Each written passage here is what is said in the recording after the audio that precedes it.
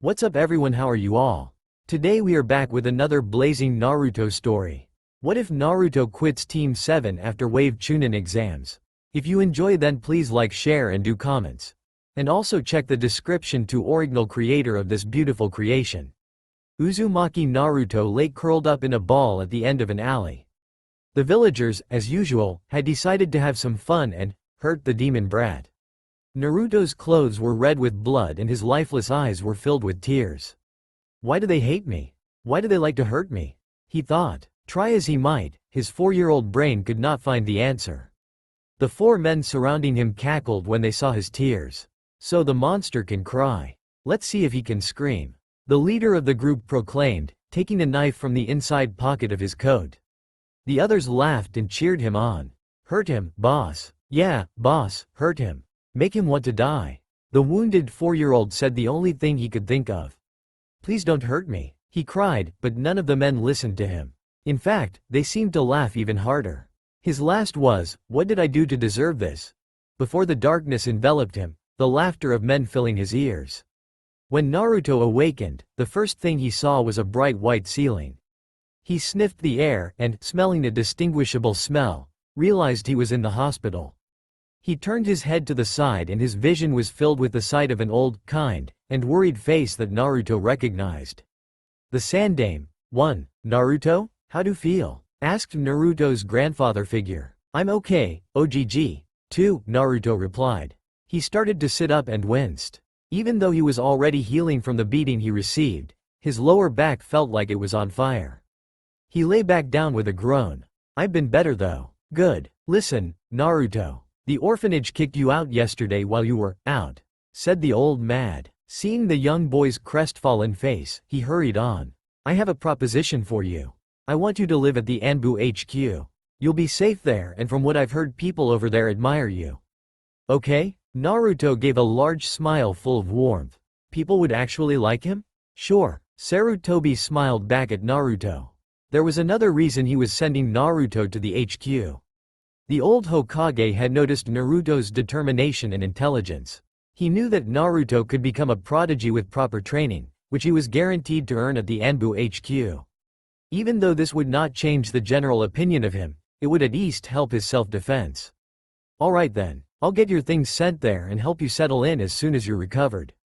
Arigato. 3. OGG. That said, the Sandaime left the room. Once he was in the hallway he called over an Anbu with a rabbit mask.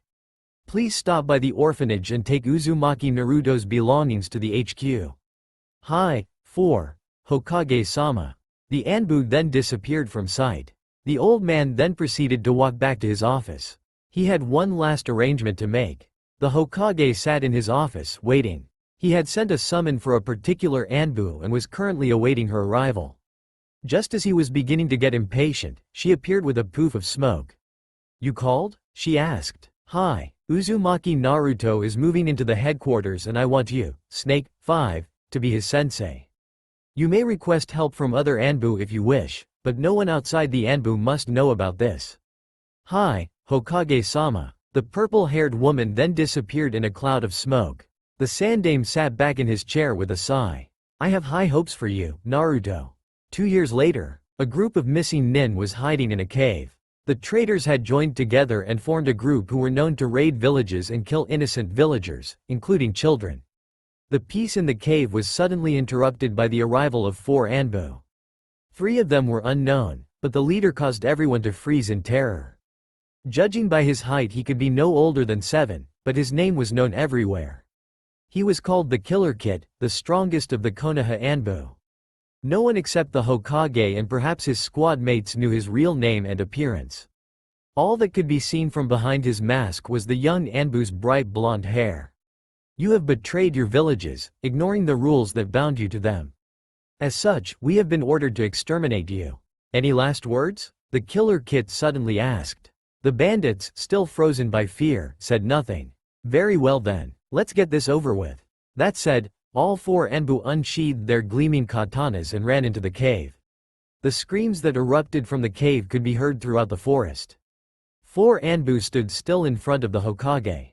Each of their masks showed a different animal. Their masks represented a snake, a bird, a fox, and a dog. The one with the fox mask stepped forward. Mission complete, Hokage-sama. We have exterminated the group of missing nins located near the border. He spoke, not stumbling on a single word. Very well. All of you besides Fox are dismissed. The three Anbu standing behind the fox left, announcing their departure with 3 puffs of smoke. Fox, please remove your mask. The Anbu complied, removing his mask to show azure eyes and whisker marks on his cheeks. Blonde hair, freed from the mask, seemed to spike up even more, if possible. The Sandame observed the young boy before him. The old Hokage had been right to expect much from the boy. He had flourished under the direction of 2 select Anbu. He seemed to be unaffected from the amount of violence his job required him to witness. The boy had a very positive and playful personality, but he could be serious when needed. The 6-year-old was extremely strong, and, even though almost no one knew who he truly was, he was admired under his nickname, the Killer Fox. The old man had to worry, however. Naruto had no friends his age and was rather untrusting of everyone in the village. It was those thoughts that pushed him to his decision. Naruto, I have a new mission for you. Already? Hi. I'm sure you're aware of the Uchiha massacre, correct? Hi. Well, there is one survivor, Uchiha Sasuke. He will be entering the academy this year. I want you to also enter the academy and make sure he does not betray the village or get hurt. I will provide you with an apartment to live in. You shall remain at your position as Anbu captain and will sometimes be sent on missions if required. This mission is considered an S-rank ongoing mission. Do you accept? Hi, but I must ask, am I supposed to act a certain way?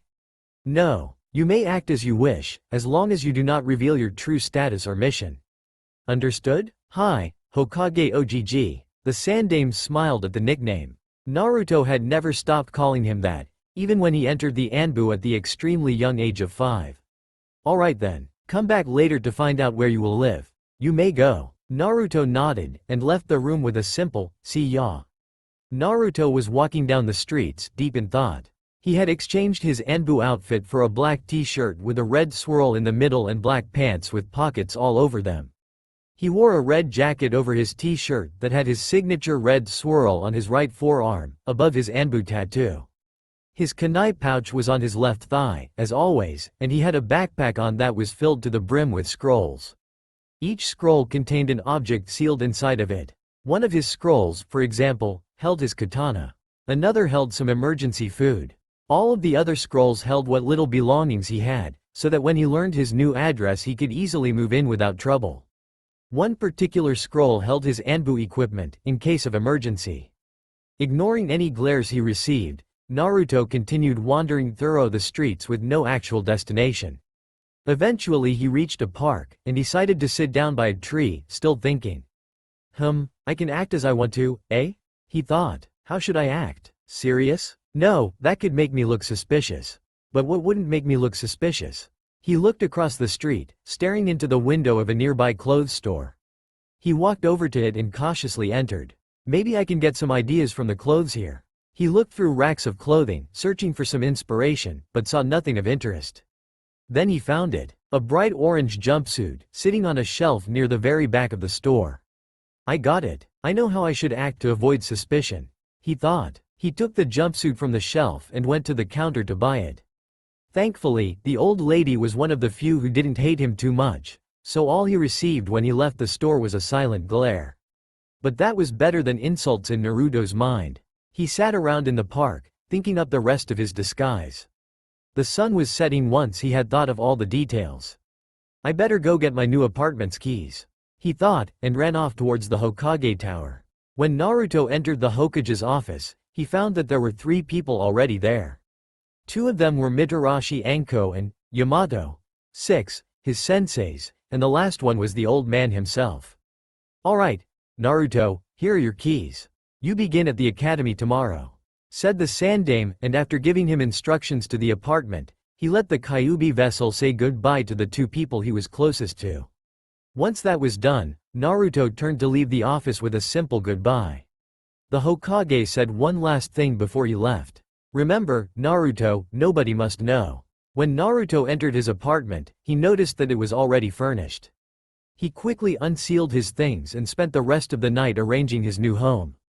After a quick dinner of cup ramen, he went to bed, falling asleep after 3 minutes of staring at the Hokage mountain through his window. Asleep, he had a little meeting with the Kyuubi. In Naruto's mindscape, Naruto looked around, confused, until he recognized his surroundings. He was in front of the golden bars that held the Kyuubi captive. "Hello?" he asked. "Q, are you there?" "Hello, Kit," came the reply from behind the bars. Naruto had learned about the Kyuubi when he entered the Anbu. When he first met the demon, the first thing he had asked was why the fox had attacked Konoha. According to the Nine Tails, he had been told by a snake man, as he put it, that the village had been planning to kill his family. He had attacked in a blind rage, only coming to his senses once he was sealed. The young boy had forgiven him, and, from then on, the vessel and the tenant had been friends, with the demon sometimes offering advice and helping with training. "So, Q, what did you call me for?" "I just wanted to know how you planned to act like starting tomorrow." "Well, I couldn't think of anything at first. Then I saw that jumpsuit and I realized it. If I wanted to be ignored, I had to try and search for attention. Also, no one would expect an extremely loud person to be in the Anbu. So I decided I was going to be overly loud, obnoxious, playful, and lazy as I could. I think it should work." "That sounds like a good plan. Unfortunately, you're stuck here until you wake up, so you might as well train so you don't forget anything. Start practicing hand signs. We'll work on strategies later." Naruto grumbled a little, but did as he was told. Even though he was asleep, he didn't get any breaks. That, however, was the way of the Anbu, and Naruto would always follow it if he had to. Naruto was working on a theory for a new jutsu with the fox when he heard an incessant beeping. He awakened, opened his eyes, and sighed. His new mission began today. With another sigh, he got out of bed and prepared for the day and what it held for him. Naruto was quiet as he ate his ramen. He had put on the orange jumpsuit and was trying to enjoy the quiet before he left for the academy, which he had no doubt would be noisy, but, due to a certain fox demon, there was no silence to enjoy. Who knew the demon was so talkative? "Okay, Kit, when you get there be sure to make a grand entrance. It will surely give you the appearance you want." "Oh," and Naruto sighed and went back to his breakfast, trying to ignore the incessant chattering in his head. "Don't answer any questions the senseis ask you." Suddenly the blonde wished the Kyuubi had a kid of its own to deal with so that he could be alone. "And, Kit, are you listening?" Naruto silently headed out the door, slipping into his act. But under the surface he was extremely nervous. "It's just a bunch of kids, it's just a bunch of kids, it's just a bunch oh." "Kit." The Kyuubi's sudden cry snapped him out of his thoughts. "What do you want?" snapped the container, rather annoyed. "I was trying to help you know how to act today, but obviously you already know how to, so I'll just leave you alone." The Kyuubi retreated back to the depths of Naruto's mind once he had made that proclamation. Oops, Naruto thought. Training with the Kyuubi that night would most likely be very painful. Naruto pushed aside his thoughts. He had just reached the academy, and he needed to act accordingly. He walked towards the academy with a grin on his face, ignoring the glares he received from parents on his way. The children didn't notice and continued to jump around excitedly with their friends. As soon as he was near the door, he made his announcement. "Everyone, the great Uzumaki Naruto, the future Hokage, has arrived, Datbeo." He wasn't quite sure where he got the Datbeo from, but it seemed to fit in with his new attitude, so he didn't care. His announcement given, he slipped inside the academy, ignoring the mutterings about the demon child and the monster. Naruto sat, bored. Class had started 2 hours ago and he already had an idea of how the next year would go. He looked around the room at his classmates, analyzing them. From what he could tell, most the girls followed the young Anbu's charge like a pack of dogs would follow someone holding a bag of dog treats. He assumed the parents allowed this behavior in hopes that their daughters might someday marry the Uchiha prodigy. Naruto knew, however, that this behavior would not help the girls in becoming good kunoichis, and might even cause their death someday. The young Avenger himself was staring out the window, head over his folded hands, seemingly brooding. The Anbu silently wondered if the Uchiha was even nice. It would surely make his job a lot easier if he was. Unfortunately, Naruto had a feeling he would instead be arrogant and spoiled from all the attention he received. Naruto moved on and continued his inspection. He noticed a boy with pineapple hair sleeping on top of the desk next to another boy who happily munched on chips when the sensei wasn't looking. The Anbu judged that one was a Nara and the other an Akamichi from their behaviors. If he was correct, which he was, he had a feeling the Nara would be saying the word troublesome all the time while the Akamichi would barely talk and just keep eating. He spotted a girl with bright blonde hair sitting next to a girl with a red boy in her pink hair sitting behind the two boys. Judging by the blonde's eye color, she was a Yamanaka. They must be trying to reform the Ino Shikacho formation, mused Naruto. I can't blame them. I was assigned a mission with them once. I know how strong they are. He continued his sweep throughout the room. He had no idea of the pink-haired girl's identity. His eyes fell on a brown-haired boy with strange red markings on his face. A dog was perched on his head, marking him as an Inuzuka. Inwardly Naruto groaned. He could already tell that his classmate was hot-headed, like most Inuzukas were. A few chairs away sat a boy with small round sunglasses and a coat with a collar that hid half of his face. Focusing his attention on the bug-like boy, the vessel squirmed. He could sense the presence of the Aburame clan's chakra insects. Turning his head to the left, Naruto completed his inspection by analyzing a Hyuga, judging by her lavender pupil-less eyes. The observant shinobi, too, noticed that there was something different about her. She didn't seem prideful or overconfident at all. She appeared to lack self-confidence instead. She seems interesting. I think I'll keep an eye on her. Naruto was awakened from his thoughts by a hand waving in front of his face. Huh? He said, looking up. He followed the arm attached to the intruding hand and found himself face to face with his new sensei. Well, Naruto, now that I have your attention, how about you answer the question? She asked sternly, glaring slightly. Internally Naruto frowned. He had noticed the slip-up and could tell the woman didn't like him. But no one in the class could see his true thoughts. The demon container had slipped under his mask and was grinning and scratching the back of his head sheepishly. Anyo, 3, Sensei, could you repeat the question? The class laughed and Naruto grinned even wider. Apparently he had just earned the title of class clown. In reality, he had known the question and the answer. He just wanted to convince everyone he was an idiot before he did anything. The kids calmed down and class continued. It was lunchtime, and Naruto was nervous again. He had calmed down during class, but the stress was back. He had no idea who he should sit with. The undercover Anbu had learned that first impressions meant everything back when he was still young. He noticed the Nara, Inuzuka, and Akamichi sitting at a table in the playground. He walked over to them confidently. Do you have room for the future Hokage, Dabbeo? He asked loudly when he reached his destination. After a minute the Nara looked up and replied. It's troublesome, but you can sit with us. Naruto happily sat down with the three other boys. They talked throughout the lunch break and got acquainted with each other. The Nara was named Shikamaru. He was the stereotype of his clan. A lazy genius who only liked sleeping and watching clouds.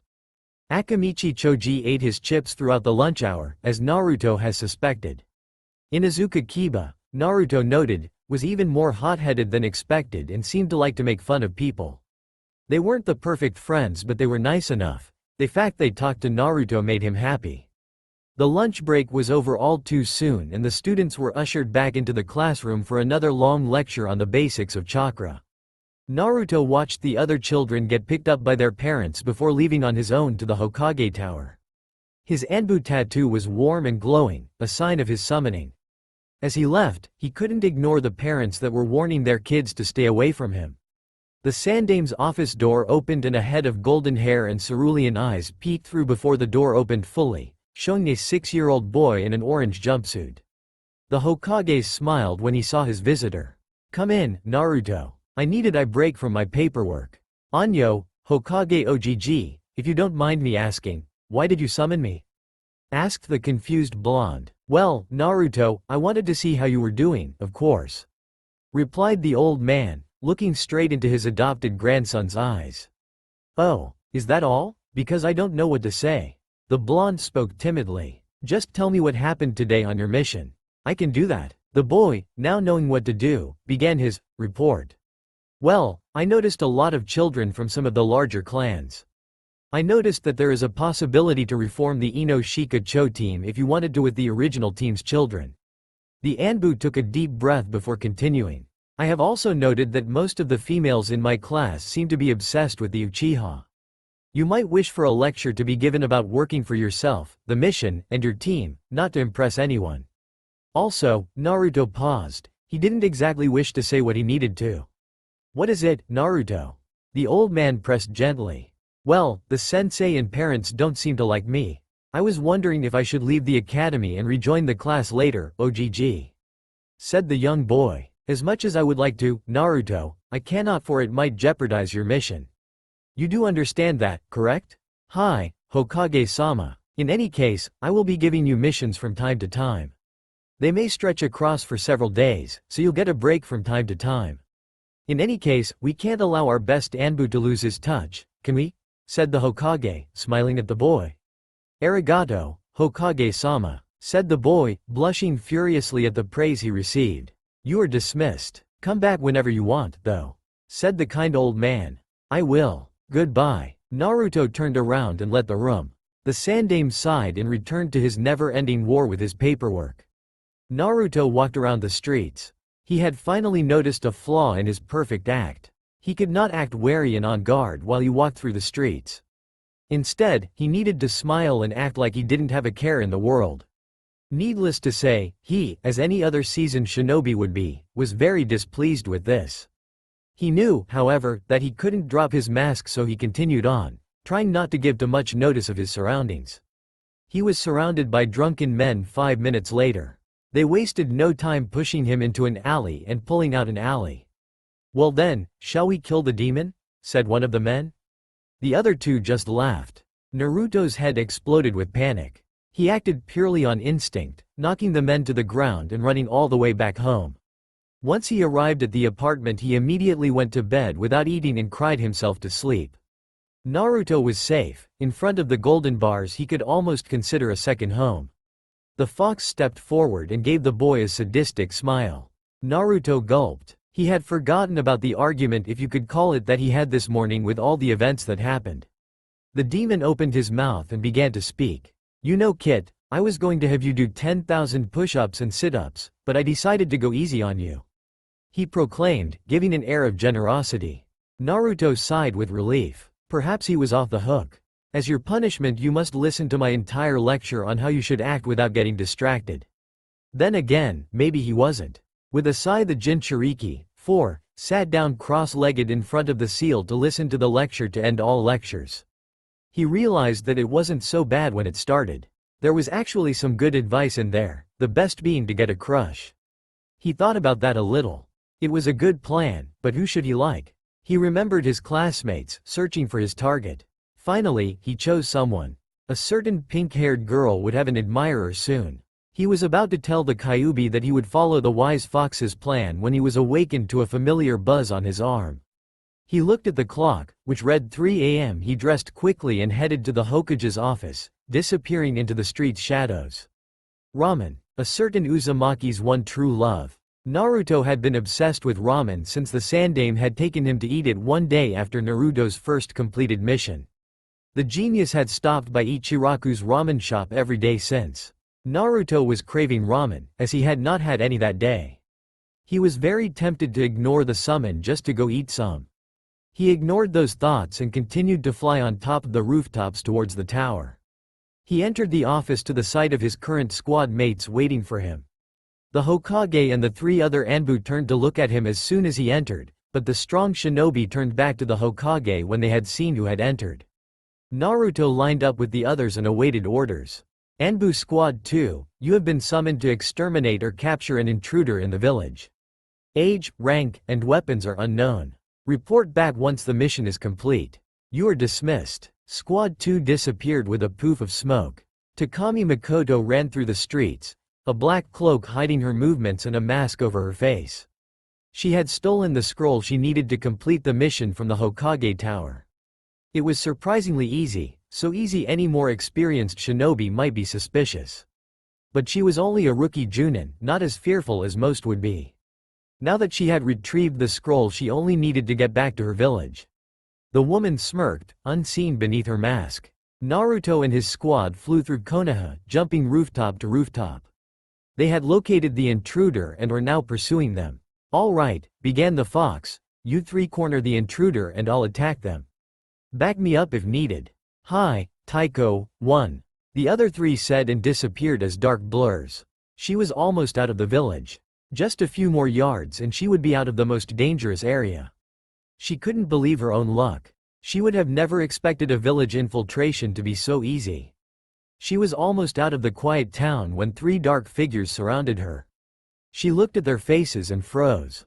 They wore the mask of the Konoha Anbu. "Shit," she thought, "I'm doomed." A fourth figure, shorter than the others, jumped right in front of her. "You have entered the village without permission and stolen an official scroll. You must now face the consequences," came the voice behind the fox mask. Makoto frowned. The voice sounded to you for someone with such a high position. She observed the mask. Fox? Wait, isn't the best Anbu have a fox mask? She thought. Unbeknownst to her, the killer kid had continued. "You must come with us peacefully or we will have to use force." "No way in hell am I coming with you," retorted the hot-headed Kunoichi. "Very well then, it's your funeral, literally," spoke the child, holding a katana that had seemingly appeared out of nowhere. The katana was a fine piece of work. It had a golden fox chasing up the blade and the kanji for fox engraved in the hilt. It was Naruto's most prized possession. The Sandaime had given it to him on his 5th birthday. The gift was the first one he ever received. "Just try it, Gaki, too," taunted the Kunoichi, not a doubt in her mind. She decided that the killer kid must not be as strong as he was said to be. He was, after all, still a kid. He couldn't be too dangerous. She pulled out a kunai. Naruto took a ready stance, and yelled, "Dance of the shimmering moonlight." He ran forward, dancing as he hit the enemy. She tried to fight back, but found herself succumbing to her wounds. She was shocked when the Anbu stepped back. He hadn't even broken a sweat. She started to charge forward, and was promptly punched in the gut. She crumbled to the ground. "You attempted murder on an Anbu. The only punishment now is death." That said, Naruto took the scroll from her hands, then stepped back and, his katana already gone, began to form hand seals. He announced the name of his jutsu. "Kaiten, Gokakyu no Jutsu." He yelled, lifting his mask slightly to blow a large fireball from his lips. Makoto's last thought before she was engulfed in flames was simple. He really is as strong as they say. When the flames died out, all that was left was a pile of ashes and a slightly melted Iwa headband, glistening in the light of the rising sun. The Hokage sighed. He was getting too old for this. The old man pulled open the scroll that Squad 2 had dropped off earlier. He read the first line and was surprised.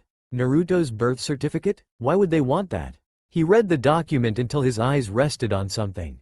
The name Namikaze Minato. He turned to a picture on the wall of a smiling man with spiked blonde hair and cerulean eyes. The Yondaime Hokage. "Minato, why didn't you tell me? Was it for his protection?" "Why?" 6 years later, Naruto trudged through the streets tiredly. There had been another intruder last night. He and his squad were up all night chasing him. Ever since that event 6 years ago, he had been called out almost every evening to deal with the infiltrators. He was starting to get irritated by it. The tired foxboy checked a clock through a shop window and began to run through the streets. He was going to be late again, and on the day of the Genin exams, no less. He arrived at the academy 30 minutes late. Naruto sat waiting patiently. As far as he could tell, every person who had been called to be tested had passed. He began to wonder exactly how easy the exam was. Uzumaki Naruto. The Anbu got up and followed his sensei, Iruka. When he entered the room, he looked over at his other sensei, Mizuki. He had always gotten a bad feeling from Mizuki. He decided that if he wanted to find out more he would have to fail. He could tell that was what the suspicious sensei was obviously hoping for. He was already a special Chunin, anyway. And so, he purposefully messed up the easy bunshin technique, and then acted sad when he failed. He sent a message to the Sandaime at lunch with his plans. He knew his grandfather would understand. So now he was waiting outside the academy on a swing, looking sad, waiting for his sensei to take the bait. It wasn't long before Mizuki approached him. Across the yard, a subdued Hokage and sensei watched this interaction. "Iruka, I must speak to you in private. Please follow me," the Hokage sated, before disappearing inside the halls that were normally filled with shinobi hopefuls. Iruka silently followed him. When the Sandaime established that the room he entered was empty, he turned to face the curious Chunin. "Hokage-sama? Why are we here?" asked the instructor. "Amino Iruka, what I am about to tell you is an S-ranked secret that only I know of. You may not speak of it once you are outside this room, unless it is with me." "Hi, Hokage-sama. Good. Have you ever heard of the Killer Kit, Iruka?" "Hi. He is the best shinobi in the village, not counting yourself." "What about him?" "The Killer Kid also goes by another name, Iruka. He also goes by the name Uzumaki Naruto." Iruka's eyes widened. No, impossible. Naruto was the worst in the class. How could he be an Anbu? Iruka then voiced his thoughts. The old man sighed after listening to him. "Iruka, the Naruto you know is a fake. Naruto was assigned a long-term mission to protect the Uchiha. He created the personality that you know as Naruto so that he wouldn't be suspicious." Su-ka. 3. But that doesn't explain why he failed. He failed so that he could figure out what Mizuki was up to. Naruto is suspicious of him. He is now on a self-appointed mission, and failing the test was required to continue it. "Oh, one last thing before you leave, Iruka. Naruto is an orphan, like you. He was alone almost all of his life, including when he was in the Anbu. Please, treat him well." "Hi, Hokage-sama," stuttered a surprised Iruka. He then turned around and left the room. Later that night, Naruto looked around. He had pretended to learn the techniques in the Forbidden Scroll. In actuality, the old Hokage had taught them to Naruto a few years ago. They were surprisingly easy with his chakra reserves. He was about to go back to practicing when he heard a rustle in the bushes. He turned and saw Mizuki standing near him. "Okay, Naruto, now that you have learned a jutsu from that scroll, you will die," yelled Mizuki, rushing towards Naruto, who simply created 10 cage bunchins. 4 of them stepped forward and grabbed the imposter's arms and legs, cementing him to the ground. The other Narutos stepped forward and knocked him out.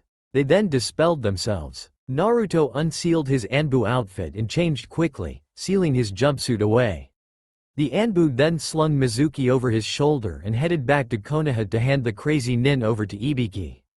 When Naruto got home, he crashed on top of his bed. He didn't awaken for a day.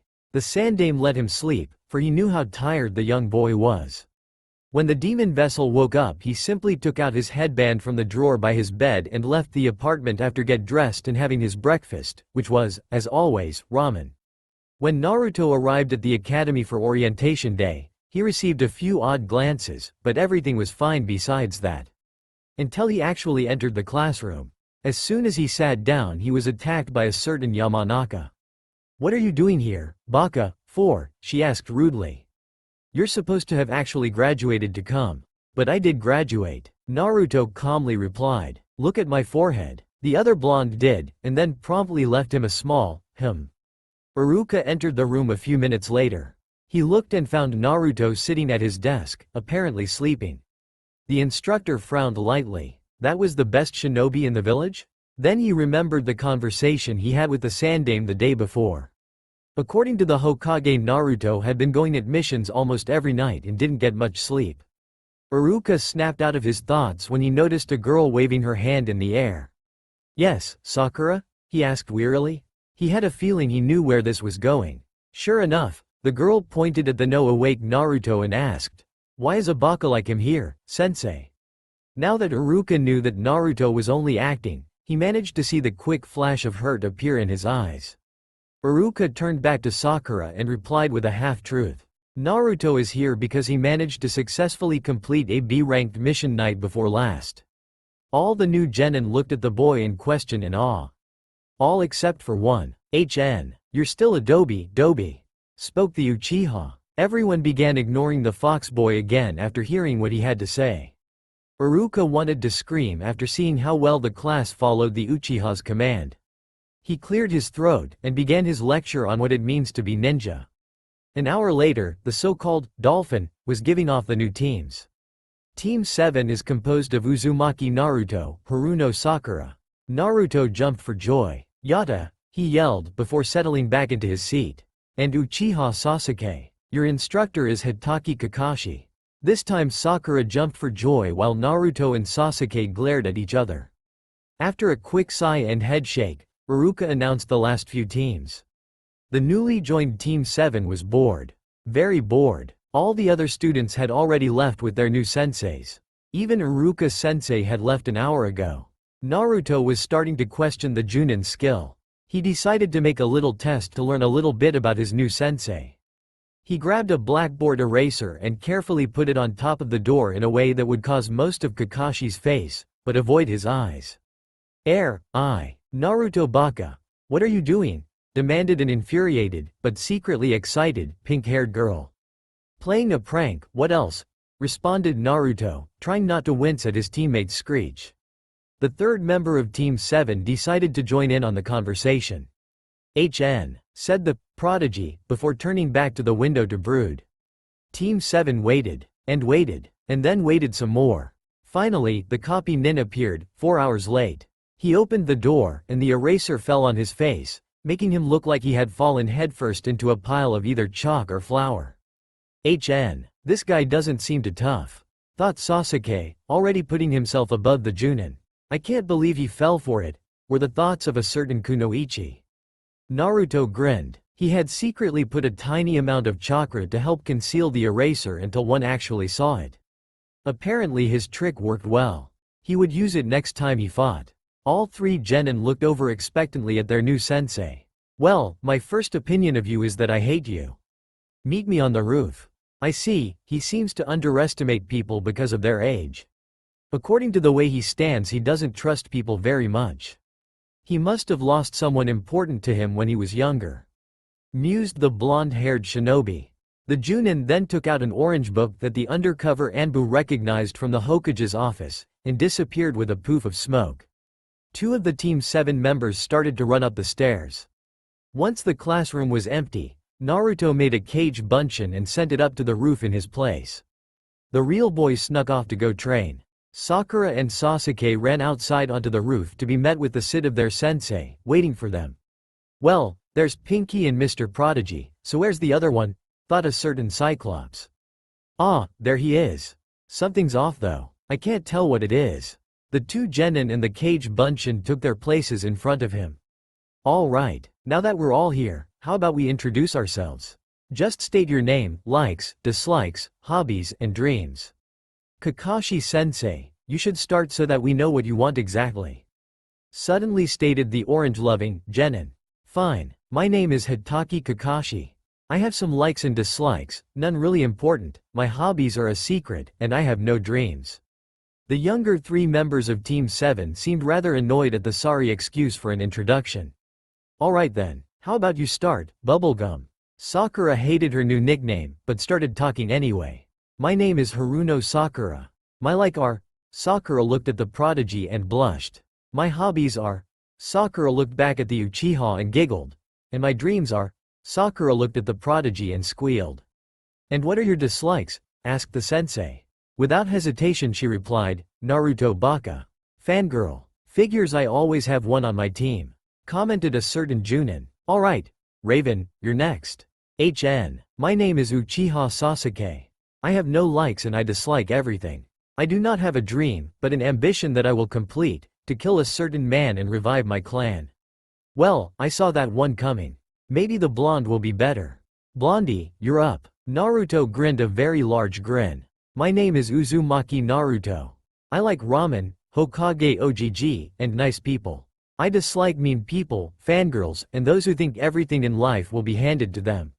My hobbies are training, eating ramen, and making ramen. I can't remember last night's dream, but night before last I dreamt that I had apple pie flavored ramen, datbayo. Well, that was interesting. At the very least the kid's entertaining. All right, report to training grounds 11 tomorrow at the crack of dawn. The real test, which has a 66.66 failure rate, will take place there. Oh, and don't eat breakfast, you'll only throw it up. Kakashi disappeared and went to hide in a nearby tree. He couldn't help but chuckle at his new team's reactions. Sasuke looked slightly shocked. Sakura was completely pale and Naruto was staring right at him? He probably thinks he's the strongest kid in the group. I'll knock some sense into the kid once the other two leave. Sakura and Sasuke were both gone 5 minutes later, but Naruto just stood there, apparently waiting on something. Kakashi jumped out of his hiding place and facing the brat. He quickly ran forward to knock the kid out. Before landing his punch he whispered, "You're not the best you know," into the boy's ear. He landed the punch in the kid's gut and was shocked to only see the vessel smile at him before vanishing in a poof of smoke. Kage Bunshin? How does that kid know Kage Bunshin? Kakashi quickly left the scene to go read his book. At the training grounds, Naruto received all of his clones' memories.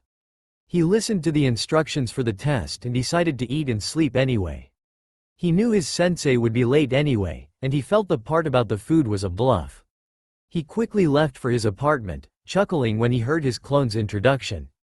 The next day, Sakura was furious. Kakashi was late again, and today Naruto had even joined in on the act. He's such an idiot, she thought to herself. She wanted to get the test over with so that she could eat. She was so hungry. She was about to scream in frustration when Naruto arrived. Kakashi arrived 5 minutes later. "You're late," yelled two of the genin. One was faking it, the other wasn't. Ma, Gomen, I got lost on the road of life." What kind of idiots those he take us for, thought the kunoichi. As if on cue, both she and Naruto yelled at the same time. Liar. Kakashi ignored them and explained the rules for the test. Once he told them to begin, all three genin hid in the bushes. Naruto wasted no time sending a Kage Bunshin to challenge Kakashi and snuck off in Sakura's direction. "Sakura-chan, I have a plan," he whispered, causing her to jump slightly. "And why would I work with you?" she retorted. "Because I'm your teammate, that's what you're supposed to do. Besides, you can help me get Sasuke Teme, too, to join us," came the slightly gentle reply. The girl nodded and followed Naruto to Sasuke. When they found him, they tried to convince him into a plan. It was finally Naruto's statement that he wouldn't be able to train by himself if they failed that got him to agree. Of course it was Sasuke who thought up the plan. Naruto said that could both have the bells if the plan succeeded. He conveniently forgot to mention that it didn't matter if he passed or not. After a minute, all three rookies went to start their plan. Naruto was up first. He leapt out of the bushes, his clone already destroyed, and started to attack Kakashi. As soon as Kakashi pulled out his book, Sasuke fired a Gokakyu no Jutsu at him.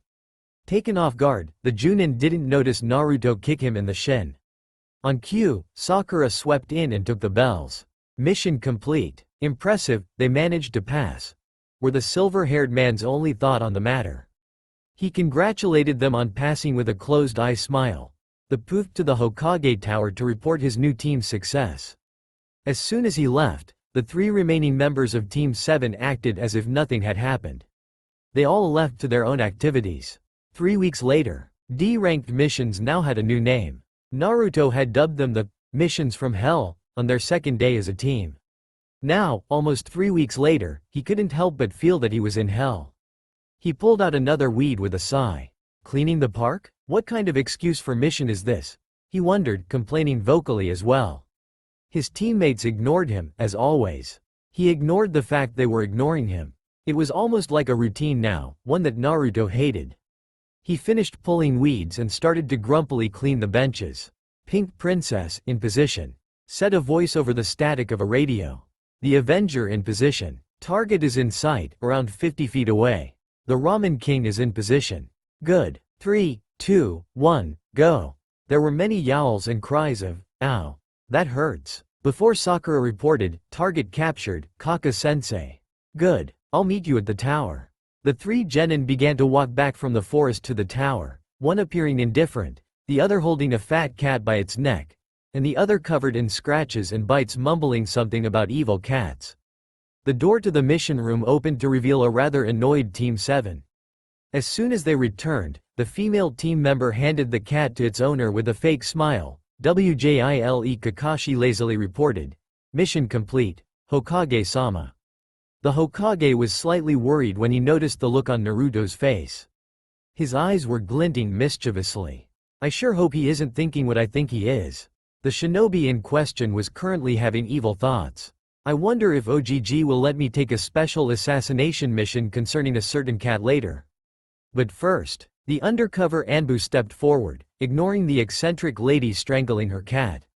"Hokage OGG, I demand a higher-ranked mission," he cried. His sensei's eye widened, and he had a hand covering his mouth before he could say, "C-ranked mission." Iruka's eyes widened and he stood up and started yelling at the unfortunate 12-year-old to be more respectful. And to think he's in the Anbu. He pushed that thought aside, launching into a lecture about the mission ranks that almost put Naruto to sleep. When he was done, the Hokage smiled and said something that shocked almost everyone. "I think I have what you're looking for, Naruto. A C-ranked escort mission to the Land of Waves. What do you say?" "I like it," was all Naruto said. In reality, he would have preferred a higher-ranked mission, but a C rank was much better than a D-ranked mission. "Kakashi, do you accept?" "Hi, Hokage-sama. Then it is decided. Team 7, please meet your client. Send in Tazuna." On cue, an old man holding a bottle of sake, 3, walked in. The first thing out of his mouth was, "Do you honestly think these brats can protect me? I mean, the shortest one looks like he's still a baby." The Sandame closed his eyes. He knew what would happen next, and it wouldn't be pleasant. People tended to learn quickly not to insult or anger Naruto. Team 7, Tazuna, and Iruka were about to see why. Tazuna blinked, and found himself tacked to the wall by some well-aimed kunai. One kunai in particular was dangerously close to what made him a man. The drunk gulped and dropped his sake bottle. "I assure you, Tazuna-san, that I am qualified for this mission. To further prove my point, you have the great chance to see my genjutsu," stated the blonde coldly. "But first, oh no, he isn't going to use that move, is he?" The Sandame began to worry. "Parched no jutsu," cried the boy, and the Hokage paled considerably. Naruto was angrier than he thought. "Tazuna-san, my jutsu ensures that all of your alcohol is destroyed, and you will get shocked anytime you try to consume any during the next week." Tazuna turned white as a sheet. "Now I hope you enjoy my genjutsu. Naruto style. 1,000 kills." Naruto then promptly left the scene. "Oh no, he did you that genjutsu. It shows the person under it every single kill Naruto has made. And when it's over or dispelled, Tazuna will think he looks like a girl for a week." The Hokage did not say anything, however, for it might arouse some embarrassing questions if he did. Tazuna fainted and slid to the floor after a few seconds. Kakashi, Sakura, Sasuke, and Iruka looked stunned and confused. "What the hell was that?" asked Sasuke, finally breaking the silence. The oldest man sighed. He was going to have to say something after all. That was an angry Naruto. And that, the old man pointed at Tazuna, are the effects of Naruto's genjutsu. "I suggest you don't provoke him, if possible. You are dismissed, and drag Tazuna out while you're at it." Nodding dumbly, Team 7 did as it was told. Kakashi had an opinion on what had just happened. How did Naruto do that? According to his file, he was bad at everything. He's hiding something. The team leader kept his thoughts to himself. The next day, Team 7 and a self-conscious Tazuna, who would think he looked like girl for 3 days, met at the village gates. Naruto acted excited, jumping around, even though he had actually been out of the village at least 50 times. The vessel couldn't help but roll his eyes when his female teammate asked if the Land of Waves had shinobi. If it did, they were missing Nin or on a missing, nothing else. Both Anbu and ex-Anbu's alarm bells went off when they noticed the puddle. It hadn't rained in months. Where had the puddle come from? Nonetheless, both shinobi discreetly prepared for an attack. 3 minutes later, Kakashi was killed by 2 missing nin who jumped out of the puddle, the demon brothers. Thinking quickly, though perhaps not thoroughly, Naruto quickly threw 2 large, dull kunai towards the attackers, controlling them with his chakra. The brothers fell to the ground in front of a frozen Sasuke and Sakura, unconscious. Naruto tied up the enemies to a tree while Kakashi reappeared from the woods. "Good work, Naruto. Sasuke, Sakura, good job at guarding Tazuna, but don't freeze up next time." Kakashi then proceeded to write a note for whichever shinobi stumbled across the 2 missing nin to bring them to Ibiki for interrogation. Then he began an interrogation of his own. He turned to Tazuna, his face professional. "Tazuna-san, why were the Demo brothers after you? And why is this a C-ranked mission if you knew shinobi were after you?" Tazuna told his story, mentioning Gato along the way. "So, Gato is behind this. He won't be able to tell the difference between his parents when I'm done with him," thought Naruto. He had once had a mission involving Gato, and took it upon himself to kill the midget ever since he got away. Naruto snapped out of his thoughts, shaking his head gently. "Well then, you three, shall we continue the mission? If Sasuke-kun is staying, then so am I. No way am I going to abandon a mission." "Then it's agreed. Tazuna, my team has decided to help you in spite of the dangers. You three, stay on guard in case of an attack. Let's go." The two genin and undercover Junin nodded and continued down the path. Team 7 and Tazuna were almost at the latter's house when Naruto heard a rustle in the bushes. On instinct, he flung a kunai in direction of the noise. "Naruto Baka, why did you do that?" shrieked a certain girl. She marched into the bushes and reappeared with a snow-white rabbit in her arms. Both Junins noticed the rabbit's color. It was spring, and rabbits were only white if it was winter or if they were kept indoors. Seeing as it was spring, then, "Everyone duck!" cried Naruto as an oversized sword flew directly above their heads, falling by the shore of a lake 30 feet away. A man with bandages covering most of his face jumped out a tree and went to grab his sword. The copy nin was lifting his hitate 1 to reveal his Sharingan when smoke from a smoke bomb filled the area. When the smoke cleared, he found himself in the woods, being watched by one of Naruto's Kage Bunshin. He peeked through the trees and saw himself. After a second he realized that his copy was actually Naruto under a henge. "What is he up to?" wondered Kakashi. The kid was obviously hiding something. He looked at Tazuna, and could see Sasuke, Sakura, and another Kage Bunshin guarding him. He heard a clang, and focused his attention on the fight. Naruto was holding a sword he had never seen before and was attacking the S-rank nin with a fluid dance. A second later, and Zabuza and Kakashi were facing each other, trying to predict the other's next move. "Well, if it isn't Kakashi the copy nin, said to have mastered over 1,000 jutsus. I'll enjoy killing you." Zabuza, the demon of the mist. S-rank missing nin wanted for attempting to overthrow the Mizukage, too. "I see you know me as well. But enough talk. Now it's your time to die." Naruto began to make hand seals, so fast that his hands were a blur. He finished, and, holding the final seal, yelled, "Kaden. Karyu Enden." He blew a flaming dragon from his mouth. Zabuza began to form hand seals when he saw the dragon. Suiden. Suiryuden no Jutsu. A water dragon emerged from the lake and began to attack the fire dragon. The fight went on for 10 minutes, until both dragons were dispelled. Naruto charged towards Zabuza, aiming a punch at his jaw. Zabuza jumped back a little, only to be swept off his feet by a roundhouse kick. He crumbled to the ground and started to stand back up, when a fist connected with his head, sending him to a world of darkness. Naruto had taken his sword back out and was about to deliver the killing blow when 3 senbon lodged themselves in the missing nin's neck. A hunter nin jumped out of a tree and walked over to Zabuza. "Thank you for helping me exterminate Zabuza. We have been trying to kill him for a long time now. I'll go get rid of the body." The hunter nin left without another word.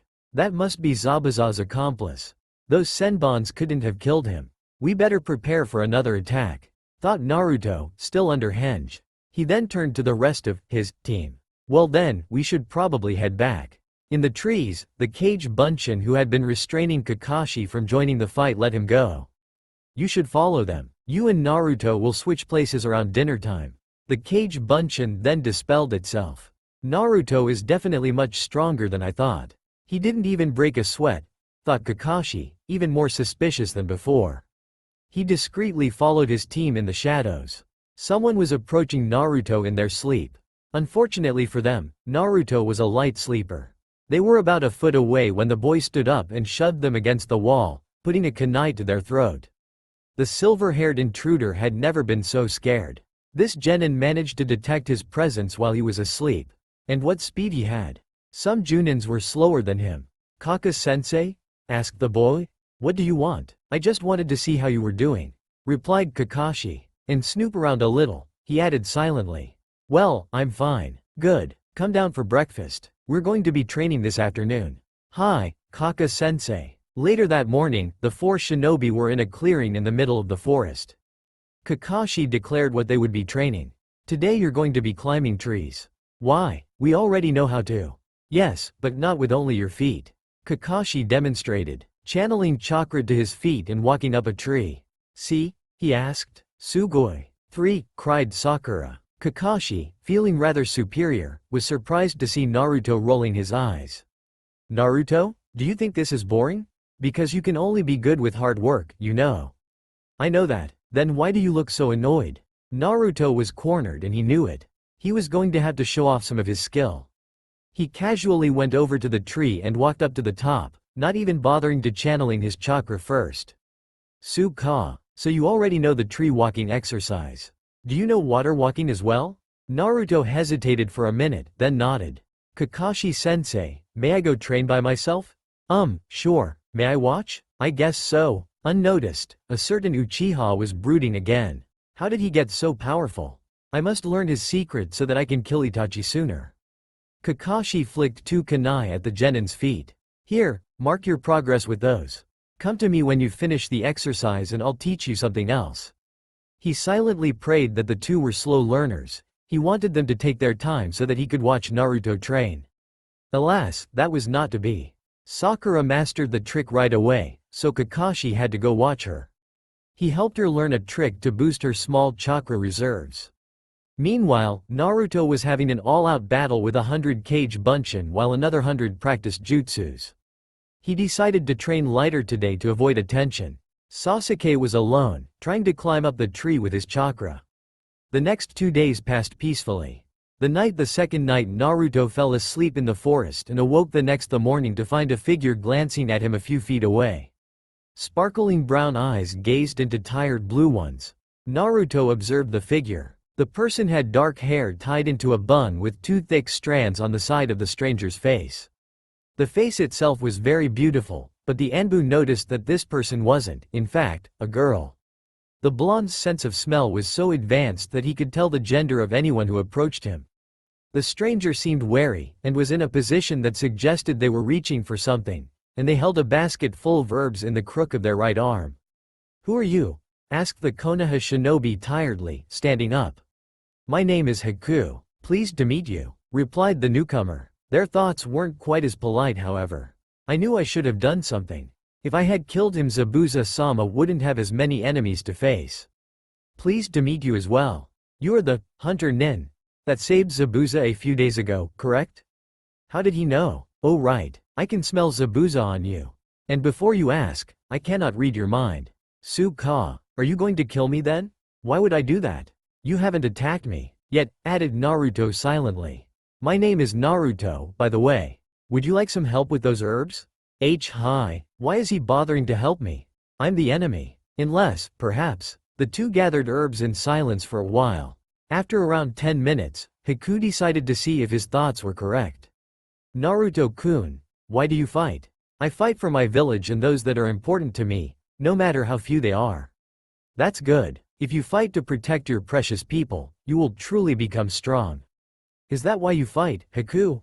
Hi, I fight to help my precious person complete their dream. Haku, promise me something. What? Promise me that if we fight, then we will fight fairly, and try to avoid killing each other. Why? We don't know each other. That's true, but I have a feeling that you could be one of my precious people if the circumstances were different. Alright then, Naruto-kun. But if you kill Zabuza-sama, I might have to break my promise. I understand. How about we try to extend this promise to those we protect, too? Agreed. Good. Here are your herbs. See you around. Naruto handed Haku a bunch of plants, that turned around and left the clearing, unknowingly making a friend. Naruto-kun, you truly understand how important precious people are. I will keep my side of the promise. I hope you keep yours. Haku turned around and headed back in the direction to where Zabuza was staying. Meanwhile, where's Naruto Baka? The Dobi one probably forgot to come back last night, or something stupid like that. Ma, you two, calm down. He'll be here soon, and then we can head to the bridge with Tazuna. Well, he should still have the decency to arrive on time during the mission. Naruto opened the door to Tazuna's house to be met with a furious Sakura. I'm going to kill him, said inner Sakura. Sakura then charged at Naruto, her fist pulled back. She hit him on top of his head then proceeded to beat him up. Baka, punch. Your kick, late. Flurry of punches. The Dobie deserved that. He really is holding me back, like I thought he would. I should remember to not anger Sakura. She's scary. After a few seconds of being hit, Naruto began to panic. He couldn't help it. All of the times the villagers abused him flashed in his mind. She's just like them. She's just like the villagers. Sakura hid a wound in his hip that was still healing from the last beating and Naruto bit his lip. He couldn't lose control. He couldn't. The girl kicked the spot with all her strength and Naruto couldn't hold it anymore. He screamed in agony, tears falling down his face.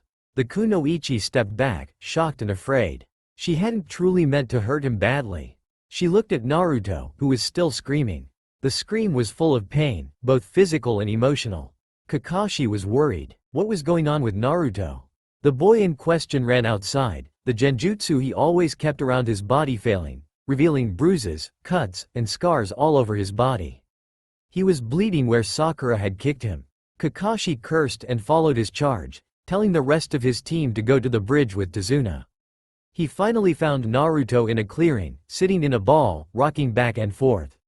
Tears silently fell down his face. Kakashi got a better look at the boy in front of him, and almost started to cry himself. Scars and bruises covered almost every inch of his body. Some scars appeared to be caused by kunai, nails, knives, and even broken bottles. Why didn't I notice? How could I not notice that Naruto was hurt? Naruto looked up at him, and immediately jumped up, slipping back on his genjutsu and mask. Hey Kaka-sensei. Sorry about earlier. I hurt myself while training too hard, can you believe it? I suppose it didn't fully heal though so. Kakashi finally realized why he had not noticed anything. Naruto was always cheerful, stupid, and upbeat. No one would think he had been abused. What do I do? I'm not good at comforting people. I guess I should pretend nothing happened, because that's apparently what he wants. Kaka-sensei? Kaka-sensei? Naruto was waving a hand in front of the Cyclops' face, grinning dumbly. Can we head back to the bridge now, sensei? Sure. Kakashi wasn't quite used to such quick personality flips. It was unnatural to be able to change so much. Naruto took off towards the bridge, leaving a contemplative and confused Hitaki to follow him. At Gatu's hideout. And they call you Demon of the Mist. Hey, no matter how many classmates you killed, you're no more than a baby demon, if anything. You had to have a kid save you, yelled a short man. He was about to hit Zabuza in the face when a hand grabbed his fist. No one hurts my precious people, Gatu. Spat Haku. And if you try to, you will learn why I'm an S-rank nin. He crunched Gatu's fist, breaking a few bones in the process. You shouldn't stand up to me, kid, said Gatu, before leaving the room, trying to hide his fear. Zabuza-sama, here are some herbs that will help you heal faster. Good, that means I can kill the copy nin sooner. Haku frowned lightly. I wonder if Zabuza-sama hurting Naruto's precious person counts as breaking the promise. If it does, I suppose I'll have to stop him. Haku pushed aside his thoughts and got to work healing the Demon of the Mist. Meanwhile, at the bridge, Sakura was worried. She had never seen anyone react the way Naruto did. She glanced at Sasuke. He seemed to be focusing completely on the mission, not even thinking about Naruto. She followed his example and helped a villager lift a bag of cement. Naruto and Kakashi arrived 30 minutes later. Sakura decided to apologize right away. She took a deep breath then walked up to Naruto. Gomen, too, Naruto. I didn't mean to hurt you. It's fine, Sakura-chan. I was wondering if you wanted to go get some ramen when the mission is over, Datbeo. All thoughts of being nice to the blonde shinobi flew out the window. Naruto baka, yelled the girl, conking Naruto on the head. Kakashi, who had watched the exchange, frowned. Could Naruto have been acting the whole time he knew him? Oi, you, with the silver hair, can you help me with this? Kakashi shook his head and went to help the villager. The rest of the day passed uneventfully. 4 days later, Naruto shot up in his bed. Something was wrong. He looked out the window. Everything seemed fine, the sun causing the water outside to shimmer. Wait, the sun? Shit, thought Naruto, I overslept. He hastily got dressed and was heading down the stairs when he heard a yell, then 3 bangs. He ran down the stairs to see Inari standing up to 2 shinobi who were holding Tsunami, his mother, captive. Naruto was shocked, to say the least. Not only about the shinobi, but about Inari. He had apparently had a personality flip after the event 2 days ago. Flashback. Team 7 and Tezuna's family were sitting at the table eating dinner. Well, everyone but Kakashi. He had finished eating in less than a second. The others present wondered how he did it. And Sasuke is going to train with me tomorrow. Naruto and Sakura, you two are going to guard the bridge. Naruto, send a Kage Bunshin if there's trouble. Naruto began to complain about wanting to get stronger, but Kakashi cut him off. Naruto, think of helping the construction as strength training. The villagers will probably be asking you to carry a lot of things. Hi, I will get stronger and become Hokage, Datbeo. Why even bother? You're going to die anyway, so why should you train? Spoke up Inari suddenly. It's hopeless. Gato is going to kill you. Inari, said Tsunami. She was about to continue, but was cut off by the sight of Inari being held against the wall by an orange-wearing shinobi. You're wrong. We train to get stronger to beat them. It's not helpless, no matter how much you think it is. Inari was crying by that point. Oh, and crying doesn't fix anything. Being a crybaby won't get rid of your problems. I know you think you had it hard, but people have had it much worse than you. What do you know? You have friends. You're always happy. You don't have anything to be sad about. Cried Inari in anger. Naruto dropped him to the floor and turned to leave. He said one last thing before exiting. Inari, some people are sad but choose to actually overcome it and deal with anything that is currently happening. Remember that. Naruto left, and the room filled with silence. Inari ran up to his room, still crying. Kakashi had talked to him later, explaining what Naruto meant. The younger boy admired the blonde ever since. End flashback. One of the missing nin stepped forward and raised his sword, preparing to end the young boy's life. He lowered his sword and, instead of hearing screams, like he expected, he heard a clang of metal against metal. He looked down and saw Short Boy blocking his attack with a beautiful katana. Naruto Nissan, cried Inari. Naruto. Naruto pushed the first missing nin back with his sword, and promptly slashed his gut. He then repeated the process when the other shinobi charged at him in rage. He then dragged the corpses outside and dumped them into the sea. He turned around and met two shocked faces. He grinned. A hero always comes at the last minute. Kage Bunshin no Jutsu. A clone appeared next to Naruto. Listen, this copy of me is going to protect you too. Be careful anyway, got that? Not even waiting for an answer, Naruto took off towards the bridge, where he could hear the sounds of battle. So Zabuza has recovered. Haku, I hope you keep your promise. At the bridge, mist covered the bridge, making it difficult to see. On one part of the bridge, Haku was using his ice mirrors, being careful not to hit any of Sasuke's vital organs. At the most, Haku would knock him out, nothing more. He was slightly shocked when Naruto jumped into the ring of mirrors. Sasuke and Naruto started to try and find a way out of the jutsu, Naruto using Kage Bunshin, Sasuke using his newly awakened Sharingan. Haku threw another flurry of Senbon towards the Konoha shinobi. He didn't expect Sasuke to step right in front of the attack, being covered with the needles. 3 of them hit Sasuke in the neck, putting him in a half-dead state. Naruto was in shock. What just happened? He was supposed to protect Sasuke, not the other way around. It was his mission to protect Sasuke. Why, Sasuke, why? Why did you do that? I don't know. My body moved on its own accord. Sasuke fell to the floor, apparently dead. Naruto glared at Haku. Haku, you broke your promise. I suppose I had to break mine. That said, red chakra began to envelop Naruto's body. The blonde's hair became spiky, his eyes crimson, claws and fangs grew, and his whisker marks deepened. He charged at Haku. How dare you? Kakashi heard a roar, then felt a chakra he hoped never to feel again. Oh no, he thought, and started to head in Naruto's direction, but was stopped by Zabuza's voice, coming from all directions. Now, Kakashi, your battle is with me. Let your students defend themselves. Fine, let's finish this quickly. Kakashi began to form seals for a summoning jutsu. I can't let the Kyuubi escape. This better work. Back on the other side of the bridge, Naruto had grabbed Haku and was currently holding him in midair by the collar. How dare you break your promise? Naruto-kun, Sasuke is alive? He's only knocked out. I understand, if you kill me anyway, said Haku between pants. Naruto's enraged look left his face upon hearing that his teammate was alive. The red chakra receded, the feral features left, and Haku was dropped on the floor. Gomen, said Naruto, I didn't mean to hurt you. I was just so angry? I understand, Naruto-kun.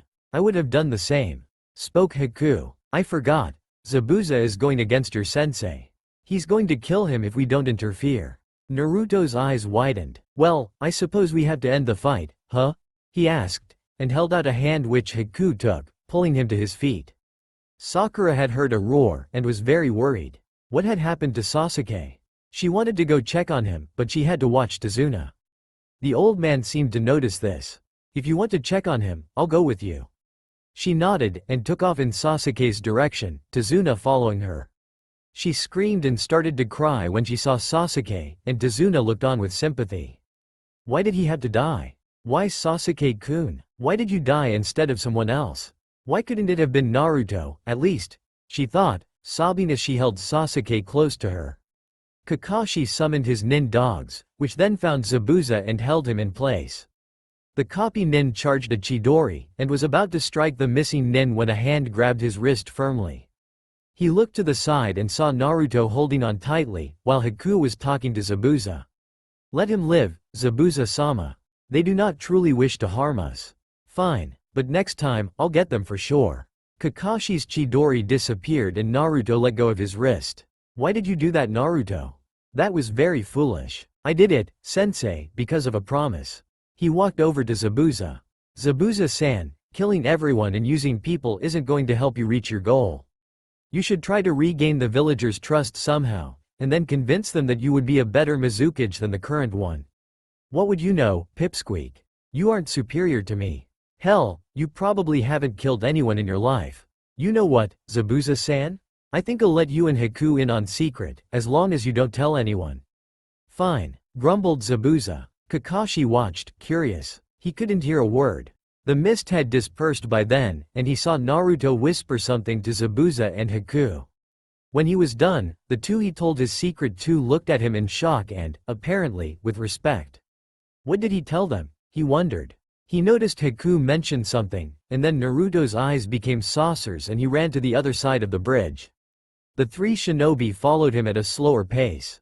When Kakashi saw Sakura holding Sasuke, he had an idea of what happened. I failed. As always. Why'd I always fail my teammates? He silently asked himself. Sakura put Sasuke back on the ground when she saw the group approach, tears falling down her face. Naruto ran forward and removed 3 senbon from Sasuke. The Uchiha's arm began to twitch, and then the prodigy started to sit up. Sakura cried harder and started to fuss over him, while Kakashi checked on him, overcome with relief. Well, what do we have here? Naruto, Haku, and Zabuza turned towards the voice and saw Gato, accompanied by about 100 thugs. Kill them all, proclaimed the man, pointing his cane towards the small group. Zabuza took out his sword, Haku drew his senbon, and Naruto unsealed his katana. Kakashi peered at Naruto's weapon curiously. That katana looks familiar. Where have I seen it before? Think, Kakashi, think. He, fortunately for Naruto, still couldn't place where he had seen the beautiful weapon. The 3 armed shinobi charged towards Gato with an unspoken command. All of the bandits were dead 3 minutes later. Gato was surrounded. Haku was on his right, Naruto to his left, and Zabuza in front of him, grinning sadistically. He raised his sword. They are demons, all 3 of them, was Gato's last thought before his head was chopped off, and a cheer resonated throughout the area. The shinobi and bridge builder turned in the direction of the noise, and saw a large crowd celebrating Gato's death. Inari was in the front, hugging his mother. 1 week later, Team 7, Zabuza, and Haku were standing in front of the newly built bridge. The villagers were saying their goodbyes. Inari went last, giving Naruto a big hug, a few tears falling down his face. Sorry, Naruto-Nisan, I have disappointed you. I guess I just can't stop crying, said Inari with a sad smile. Inari, you baka, it's okay to cry when you're happy, replied Naruto, a few tears falling down his own face. The group of shinobi then turned around and started to cross the bridge. Zabuza planned to follow Naruto's advice at some point, but he and Haku were going to wander around the countries for the moment. Team 7 was returning to Konoha to report the mission as a success. Back on the bridge, the villagers were now debating what to name the bridge. They considered the Great Naruto Bridge, in honor of the boy, but decided that wasn't very original. They finally settled on the Great Kitsune 3 Bridge, because, Inari pointed out, Naruto's whisker marks gave him a very fox-like appearance. They had no idea how accurately the word fox described Naruto. Well then, began Tazuna, pulling out a plaque. I guess I better put the name on the bridge, eh? He quickly set to work engraving the plaque and attaching it to the bridge's post. And so, Hokage-sama, even though the mission was higher ranked than expected, we still completed it successfully, said Kakashi, finishing his verbal report. Good. Your payment is in the mission room. Kakashi, I expect the written report tomorrow. You are dismissed. Team 7 left the office and collected their payment. They split ways afterwards. Sakura walked through the streets, window shopping. She wasn't sure what she was looking for until she saw a jewelry store. She entered the store and started to look around. Her eyes fell on a locket. It was very beautiful, heart-shaped with diamonds around the rim. It was a shiny gold that seemed to catch the light even when there was none. Sakura knew that she had to have it. She looked at it, then noticed a sign next to it. It said you could get the locket engraved. I know. I'll get Sasuke-kun's name engraved in it. Then he'll know I like him and stop being so shy. It's the perfect plan. She went to the front counter, got the jeweler's attention, and then pointed out the necklace. She left the store 15 minutes later, with an empty wallet and instructions to return the next day. Sasuke walked through the Uchiha district. He looked at every house, remembering the people that lived there. His aunt and uncle in the house at the end of the street. His grandfather in the large house to the right. He looked through the windows of a house and saw the furniture inside, exactly as it had been before the incident. Why must this place haunt me? Why? I must get stronger. Then I can avenge my family and no longer be haunted. Thought the last Uchiha, as he walked to his house, stopping here and there, remembering what had been. Naruto was on his way back home. He felt like he was being watched, and it annoyed him to no end. Hopefully they'll leave me alone when I get home, he thought, ignoring any comments or looks he received as he traveled through Konoha. His follower noticed this and frowned. How could the villagers? They were glaring at an innocent child. They were insulting an innocent child. A woman picked up a rock and threw it at Naruto, who ignored the pain and continued forward. Why are they doing this? He's a hero, not a monster, the stalker yelled in his head. He continued on and almost slapped a woman when she warned her child to stay away from him because he was a monster. He will only cause trouble. Naruto entered high apartment, locking the door behind him. He sat down on his bed, staring at his hands. Am I a monster? A demon? What if they're right? I have killed, after all. Stop thinking like that, kid. I'm the evil demon, not you. You're the stupid prankster, commented Kyuubi, trying to cheer his vessel up. I suppose you're right, but I wish the villagers could see it. Well, if they can't see the real you, then they are foolish. That said, the Kyuubi went back into the depths of Naruto's mind, leaving him to his thoughts. The stranger, now seated in a tree by Naruto's window, saw him just sitting there, staring at his hands, and sighed. I suppose I have some time to kill. The follower pulled out a familiar orange book and began to read. An hour later, Naruto gave up trying to outwait his stalker and left the apartment. His shadow soon took off after him. He wondered why the blonde didn't turn around once to check if he was there. He had barely masked his chakra. Maybe he isn't as good as I thought. Or maybe, I'm such a good shinobi that he can't notice me, thought the mystery shinobi, his pride raising a notch. He looked at Naruto's receding form and noticed a note the boy must have left in his wake. Maybe it has some information on it, thought the shadow excitedly. He walked over and picked it up, his silver hair catching the light on his way. He read the note, then he read it again. And again, and again. The note had one sentence on it. Stop following me. The stalker ignored the warning and continued to follow his target. They had almost reached the Hokage tower when the follower found another note. It read, I mean it. The shinobi shrugged and continued on his way. When both shinobi entered the tower, one after the other, they headed for the Hokage's office. Naruto knocked on the door and entered after hearing a muffled, come in. His shadow then slunk into the room. The Hokage's secretary noticed him and smiled. "Hello, Hitaki-san. How may I help you? I'm here to see the Hokage." "You'll have to wait a while, he's talking to Naruto-kun." Well, at least someone likes him around here. But the way she talked about him suggests that he visits often. Well, on to eavesdropping. Kakashi took a seat right next to door into the office and tried not to look too suspicious. Inside the office. "Hello, Naruto." "Hey, OGG. Naruto, drop your genjutsu. Now." "Why?" "Because you are hurt. I know a few medical jutsu. I might be able to help the pain a little." "Fine," replied Naruto. He dropped his genjutsu, revealing all of his scars and bruises. The Sandame observed them with a critical eye. "The villagers hurt you again recently, didn't they?" he asked gently.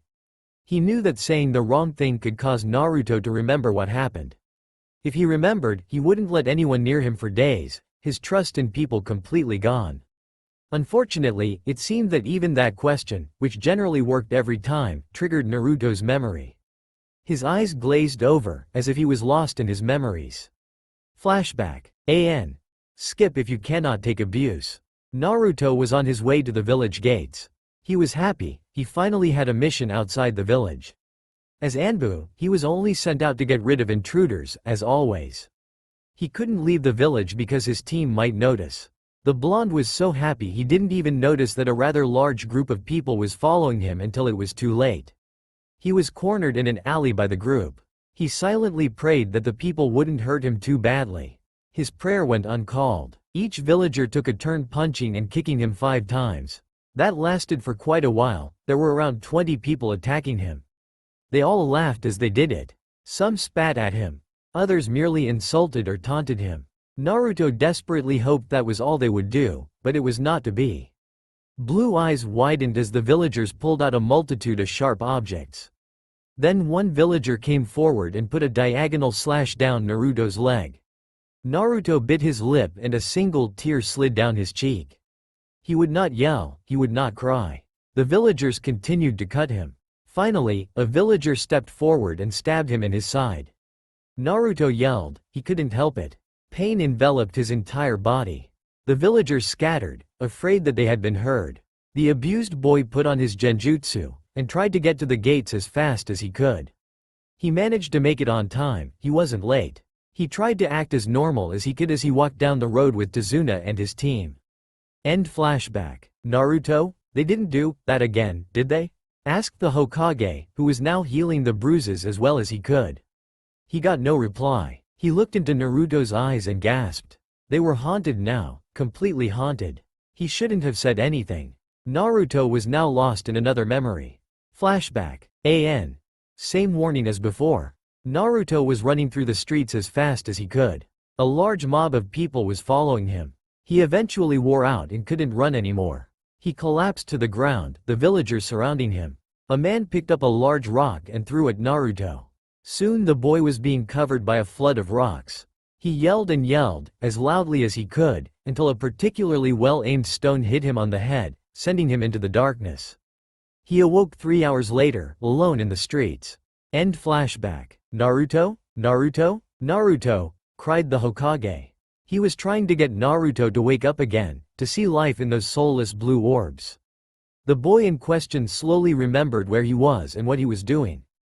The Sandame sighed in relief when he saw Naruto look at him. I finished healing you as much as I could. Naruto simply nodded. Naruto, have you been getting any sleep lately? Asked the old man, noticed dark bags under the 12-year-old's eyes. Not really. I'm up all night because of missions that someone won't stop sending me on. Oh, and I think Kakashi-san is starting to put pieces together. Outside, by the door, an eye widened. So there is a secret. I'm going to find out what it is, no matter what. Kakashi was snapped away from his thoughts by the slightly muffled voice of the Hokage behind the door. He returned to his eavesdropping. How so? Well, during the mission, I sort of fought Zabuza under a henge that made me look like Kakashi. I had a cage Bunshin take Kakashi and hide. According to the clone, Kakashi saw everything. Su-ka. Not only that, but I had to use Dark Hikari, near the end of the mission. I think Kakashi-san might have recognized it. Well, if Kakashi does figure it out, couldn't you use your powers as his superior not to tell anyone? Well, I could, but I only want to use my powers as Anbu captain to help people, not for my own selfish reasons. Well then, what about your powers as special Chunin? Asked the old man. OGG, I think it's time I take over your position. Joked Naruto, too. First of all, that's the same thing as using my powers as Anbu captain, and second of all, special Chunin is below Chunin rank. Cried Naruto, stepped forward and lightly bonking an embarrassed Hokage on the head. Outside the office, a certain Chunin's eye was around the size of a dinner plate. Anbu captain? Naruto is an Anbu captain? What the hell? Naruto, you might have to use them for the sake of your identity.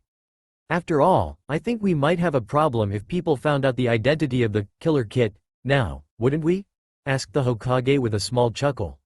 Naruto smirked. Hi, but at least then they might think twice about how they treat me. The Sandaime quickly and swiftly changed the subject.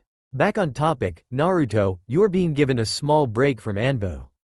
I only want you to focus on the Uchiha mission, especially with the Chunin exams approaching. And try to get some sleep, okay?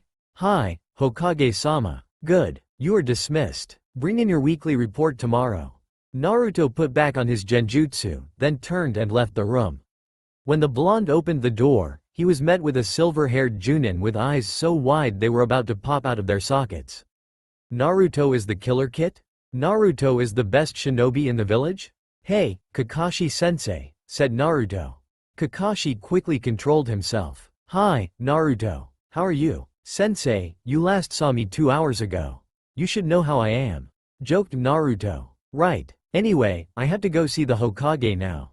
Ya ne. Kakashi quickly entered the office. Naruto sighed and left. You know, he could have been less obvious while he was stalking me. Oh well. Off to the ramen shop. Kakashi slammed the door to the Hokage office behind him. Ah, hello Kakashi. What can I do for you? The Chunin glared at the Sandaime. What the hell have you been hiding from me about Naruto? He exclaimed. The Hokage sighed. Take a seat Kakashi. This is a long story. Kakashi complied, his eye twinkling with curiosity. It began when Naruto was 4 years old. At the ramen shop, Naruto sneezed. Is someone talking about me? He wondered. He shrugged and returned to his 5th bowl of ramen. Sasuke dodged a low kick, then aimed a punch towards his opponent's jaw. The attack hit, sending his orange-wearing opponent flying across the field. He was putting all his effort into the spar, thinking that his sparring partner was doing the same. Had the Avenger looked closely, he might have noticed that his teammate hadn't broken a sweat, nor was he breathing hard. Sakura and Kakashi were on the sidelines, observing the match. Sakura, now sporting a golden locket, was cheering on the Uchiha. Go Sasuke, you can beat that baka easily. Sakura glanced at her sensei, curious. The silver-haired man hadn't said anything since the spar had begun. Why is Kakashi-sensei twitching so much? And why does he look like he wants to say something? The masked man, on the other hand, was having a battle with himself on his mind. Now that I know the truth, I can see how much he's holding back. It's painful to watch really. But if I say anything it will make him seem suspicious to bubblegum and broody. But if I don't say anything, I have to endure this. Ah, this is frustrating. Sasuke was getting irritated. No matter how many times he would hit the dobi, he would be standing again seconds later. The match would never end if the pattern continued. He was pulling back another punch when a voice rang through the clearing, stopping him. Come on, Fox, stop holding and give it your all. Cried Kakashi, finally having enough. His 3 students froze and stared at him. Oh God, he knows. This is not good. I repeat, not good. Thought a panic-stricken Naruto.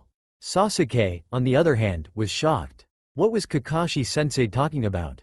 Naruto had to be giving it his all. If he wasn't it meant he could defeat Sasuke, and no one could defeat an Uchiha. His fangirl agreed with him thoroughly and decided to say so, unlike her crush. Anyo, sensei, what are you talking about? You see, Sakura, I realized yesterday that Naruto was holding back. If he wasn't he should have been able to land at least one hit on Sasuke. No way. Sasuke-kun is so strong that Naruto Baka can't hit him. We'll see about that, Kakashi replied, before turning his gaze back to Naruto. Well, what are you going to do? Fine, I'll put in one. Any more and Sasuke Teme will end up in the hospital. I'm going to regret doing this. I'm probably going to look really suspicious now. Kakashi nodded, and the fight resumed. Sasuke began to pull back another punch. I'll show the Dobi what Uchihas are made of. He's no match to me. He was swiftly kicked in the gut, sending him into a tree at the other side of the clearing. He started to get back up, but found himself being pulled up by the collar. He was pinned to the tree behind him a second later, a kunai at his throat. It seems you lose, Sasuke-kun, taunted Naruto, earning a growl from the other boy. Then he turned around and walked to Kakashi. Hitaki-san, we need to talk. Privately. Please follow me. Naruto walked off, Kakashi at his heels. Two stunned genin looked at each other, silently agreeing on something for once. That was weird, the two thought simultaneously. Naruto silently trudged deeper into the forest. He stopped and turned around when he was satisfied that no one would hear the conversation. Kakashi had stopped as well, and was silently staring at him. Naruto sighed. It seemed he would have to make the first move. Kakashi-san, I assume you know the whole story, correct? Hi, I thought so. Seeing as you know who I am, I politely ask you to keep my identity a secret. Not only would it jeopardize the Uchiha mission, the village would be in an uproar if they knew that the best shinobi in the village was the Kyuubi kid. Naruto looked down, for a second, his hair shading his eyes, before looking up and staring straight into the copy nin's eyes. Is that clear? Kakashi nodded. He noticed that he saw a flicker of sadness and despair in Naruto's eyes when he looked up, but decided to ignore it, for now. Before we return, do you have any questions? Kakashi looked at the boy before him. He was standing perfectly straight, and carried an air of professionalism about him. He couldn't even recognize the prankster he knew as Naruto. The man thought for a second. Actually, I do have a question. What exactly is the Uchiha mission? I was assigned the mission when I turned 6 years old. Kakashi whistled mentally. That was a very young age. The mission entails that I watch Uchiha Sasuke until he is deemed safe to the village. As you have surely noticed, Sasuke is rather unstable due to his family's massacre. He seeks power to avenge his clan. As far as I can tell, he will go to any extent to earn it. My assignment is to try to keep him peaceful and inside the village, while keeping my identity hidden. Is that all you wish to know, Kakashi-san? Hi. Kakashi was overwhelmed with thoughts. So that's why he acts the way he does. If he acted smart and serious, he would seem suspicious to almost anyone. Good. Please, do not repeat any part of our conversation to anyone. This mission is an S-rank secret that I plan to keep. Both man and boy returned to Sasuke and Sakura to resume training, and the morning continued on normally. Naruto was walking home after having 10 bowls of ramen at Ichiraku's ramen shop. He had decided for variety that day, and had eaten 4 different flavors of ramen, including one of the owner's new recipes. He was almost back to his apartment when he heard laughing and muffled crying. He looked into an alley and gasped. At the end of the alley was a boy dressed in green spandex and orange leg warmers, trying to fight off 5 boys that had surrounded him. You shouldn't be a shinobi. You can't even use jutsus. You must have passed the exam by accident. You're a failure. The boys accompanied every insult with a punch or kick. Naruto, knowing the pain the spandex-wearing stranger must be in, decided to step up. He couldn't bear seeing people getting hurt for no reason. Go away. He's not the failure, you are, for hurting someone for having a disability. Cried Naruto, running in between the bullies to stand in front of the boy. Arigato, said the boy in green, looking at Naruto with eyes sparkling with admiration underneath large eyebrows. No problem, replied Naruto, grinning at the stranger. My name is Uzumaki Naruto, pleased to meet you. Pleased to meet you as well, Naruto-san. You may call me Rock Lee, replied the boy. Naruto was about to ask him if he wanted to go get some food when a bully spoke. Oh, I forgot about the bullies, thought Naruto, wincing slightly. Hey, look, isn't that the demon kid? I saw adults hurt him. How about we do too? The bully asked his comrades. Yeah, let's do it. This is going to be fun. Go for it. The Anbu's eyes widened slightly. He looked back at Rock Lee and said, run. But what about you, Naruto-san? Don't worry about me. I'll be fine. Just run. Hi. Your flames of youth shine brightly, Naruto-san. I shall do as you ask. Rock Lee ran out of the alley, pushing past the attackers. Naruto gritted his teeth. He knew he was in for pain. The 5 boys began to punch, kick, and even throw dirt at his eyes, determined to cover him with bruises. Lee was running through the village. I have to find Guy-sensei, he thought. He'll be able to help Naruto-san. He continued on, his speed causing a gust of wind to follow the green streak wherever he went. Lee found Guy 10 minutes later. It seems he and his eternal rival, Hitaki Kakashi, were having another contest, this one being a ramen eating contest.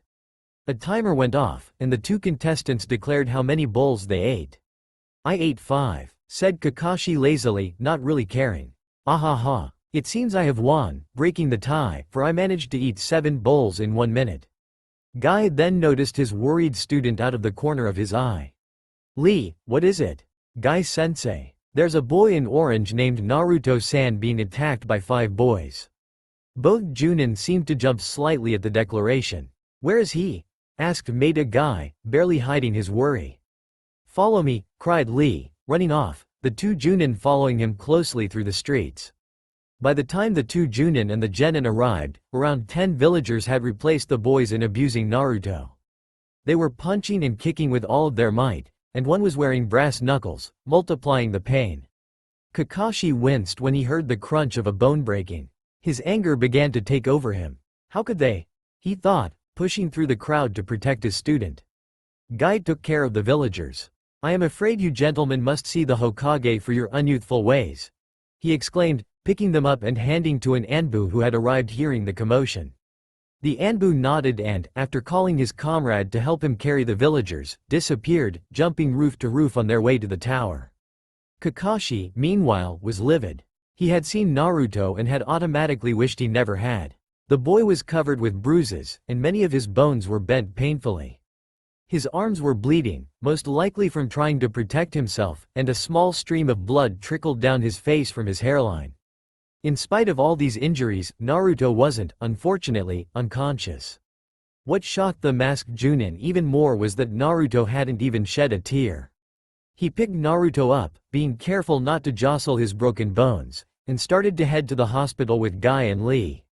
Kakashi looked into Naruto's, now open, eyes, and where he normally saw bright blue eyes twinkling with mischief were soulless crystal blue eyes.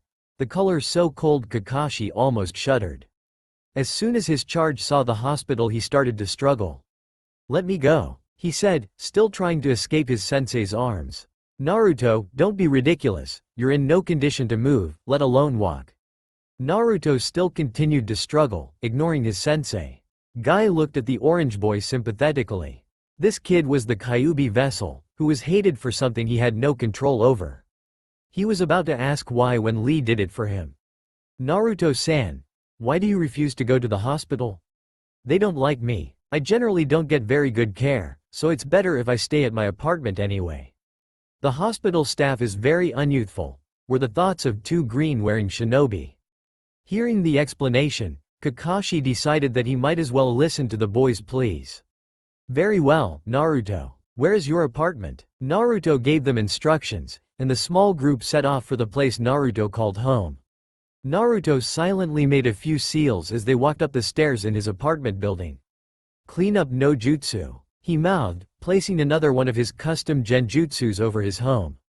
When the quartet reached the front door, the 3 guests expected their companion to take out a pair of keys, and were surprised to see him bite his thumb and smear a bit of his blood on the doorknob. The door opened with a barely audible click, revealing a small, but still neat, apartment. He must have put that seal on to avoid intruders, thought a certain Cyclops. The silver-haired man entered the one-room apartment and placed Naruto on the bed. The 2 taijutsu specialists looked over the apartment. The apartment had little knickknacks on shelves on tables. On a bookcase there were around 50 scrolls, none of them labeled, making the older of the 2 spandex-wearing men what they held. A door in the far left corner led to the bathroom. The main room was divided into 3 areas. The first held a small kitchen area and a table littered with more scrolls, all of them filled with a vast amount of information. The second area held a couch, a bookcase, and a coffee table. There were 3 pictures on the coffee table. The first held the Sandaime and a young Naruto who was sitting in his lap in the Hokage's office. The second showed Naruto and Iruka sitting at the ramen shop apparently having a ramen eating contest. Judging by the stack of bowls next to him, Naruto was winning. The third and last picture showed Iruka, the Hokage, and Naruto standing in front of a large window. The Hokage monument could be seen outside. Apparently it was recent, for Naruto was wearing his hitate. The third and final area had Naruto's bed and small side table and a dresser. There was a ramen poster on the wall and a picture of Team 7 on the side table. Kakashi was currently looking after Naruto, who was lying on the bed. Guy and Lee stepped forward to watch Kakashi take the bright orange jacket off of his student, revealing a black t-shirt, some cuts and bruises, and an Anbu tattoo, outlined in red, labeling him as an Anbu captain. Guy-sensei, what is that tattoo on Naruto-san's arm? Naruto froze, then sighed. One person learns something, and everyone else starts learning it too. Guy frowned. Why did a 12-year-old have an Anbu tattoo? Noticing the look on Naruto's face, he decided to ask a different question. Naruto, what mask do you have? I could show you if you can get me the scroll on the third shelf, all the way to the right. Lee quickly did as asked, handing the scroll to Naruto, who opened it and bit his thumb again. He smeared his blood on the scroll. A fox mask and Anbu outfit appeared in his hands a second later. Guy's eyes widened. That kid is the killer kit? His flames of youth must shine very brightly then. His student noticed the widened eyes. Guy-sensei, what is so important about the fox mask? I shall tell you later, Lee. Let us leave now. Naruto, we shall keep your secret, and may you recover quickly. Naruto nodded in appreciation, and the two left, after Lee said his farewell. Yosh, he exclaimed, may your flames of youth never die out. Kakashi left an hour later, leaving Naruto to his thoughts. He currently had only one. I can't believe that didn't notice that my arms, which were crushed, had already healed. In the Hokage's office. Welcome everyone. I assume you already know why you've been called, so I suppose I might as well formally announce it. The Hokage's weary eyes flicked over to the corner of the room for a second, glancing at the Anbu that was hidden there. Konohagakure will be hosting the Chunin exams this year, declared the Sandame. Any Junin wishing to nominate their teams step forward. 4 Junin stepped forward. My team should be strong enough. But what if I'm wrong? This is my first team, thought the Genjutsu mistress of Konoha. My team's flames of youth shine brightly enough to pass, were the thoughts of the beautiful green beast. Hey, my team will pass without a doubt, the Junin smoking a cigar reassured himself. Might as well, it means I'll get more time to read Icha, thought a certain silver-haired Junin, his nose buried in a book. He glanced up from the orange novel, and noticed everyone staring at him. He took the hint. Hatake Kakashi, nominate Team 7 for the Chunin exams. Kakashi began to take a step back, but was interrupted by a brown-haired instructor with a scar across his nose. It's too soon. The exams are dangerous. Who knows what could happen to them? They are my students, and I know they aren't ready, cried an enraged Iruka. Correction, Amino-san, spoke a voice from the corner of the room. The Hokage smirked knowingly at the confused looks on the rest of the room's occupants. They had all turned to look at the darkened corner as a short Anbu with a fox mask appeared. So he's decided to step in after all. May as well hear what he wants to say, thought the oldest shinobi in the room. They were your students, but now they are Kakashi's teammates. He knows their capabilities. Test them yourself if you have any doubts. The Anbu then stepped back into the shadows, his mask hiding the small smirk that adorned his face. Iruka sat back down in his seat. It wasn't his place to argue with an Anbu, after all. Maybe I will, thought the sensei. Well, maybe not Naruto, I don't really want to face an Anbu captain. The Chunin allowed the tiniest of sighs to escape his lips. The nominations continued. Yuichi Kurenai, nominate Team 8 for the Chunin exams.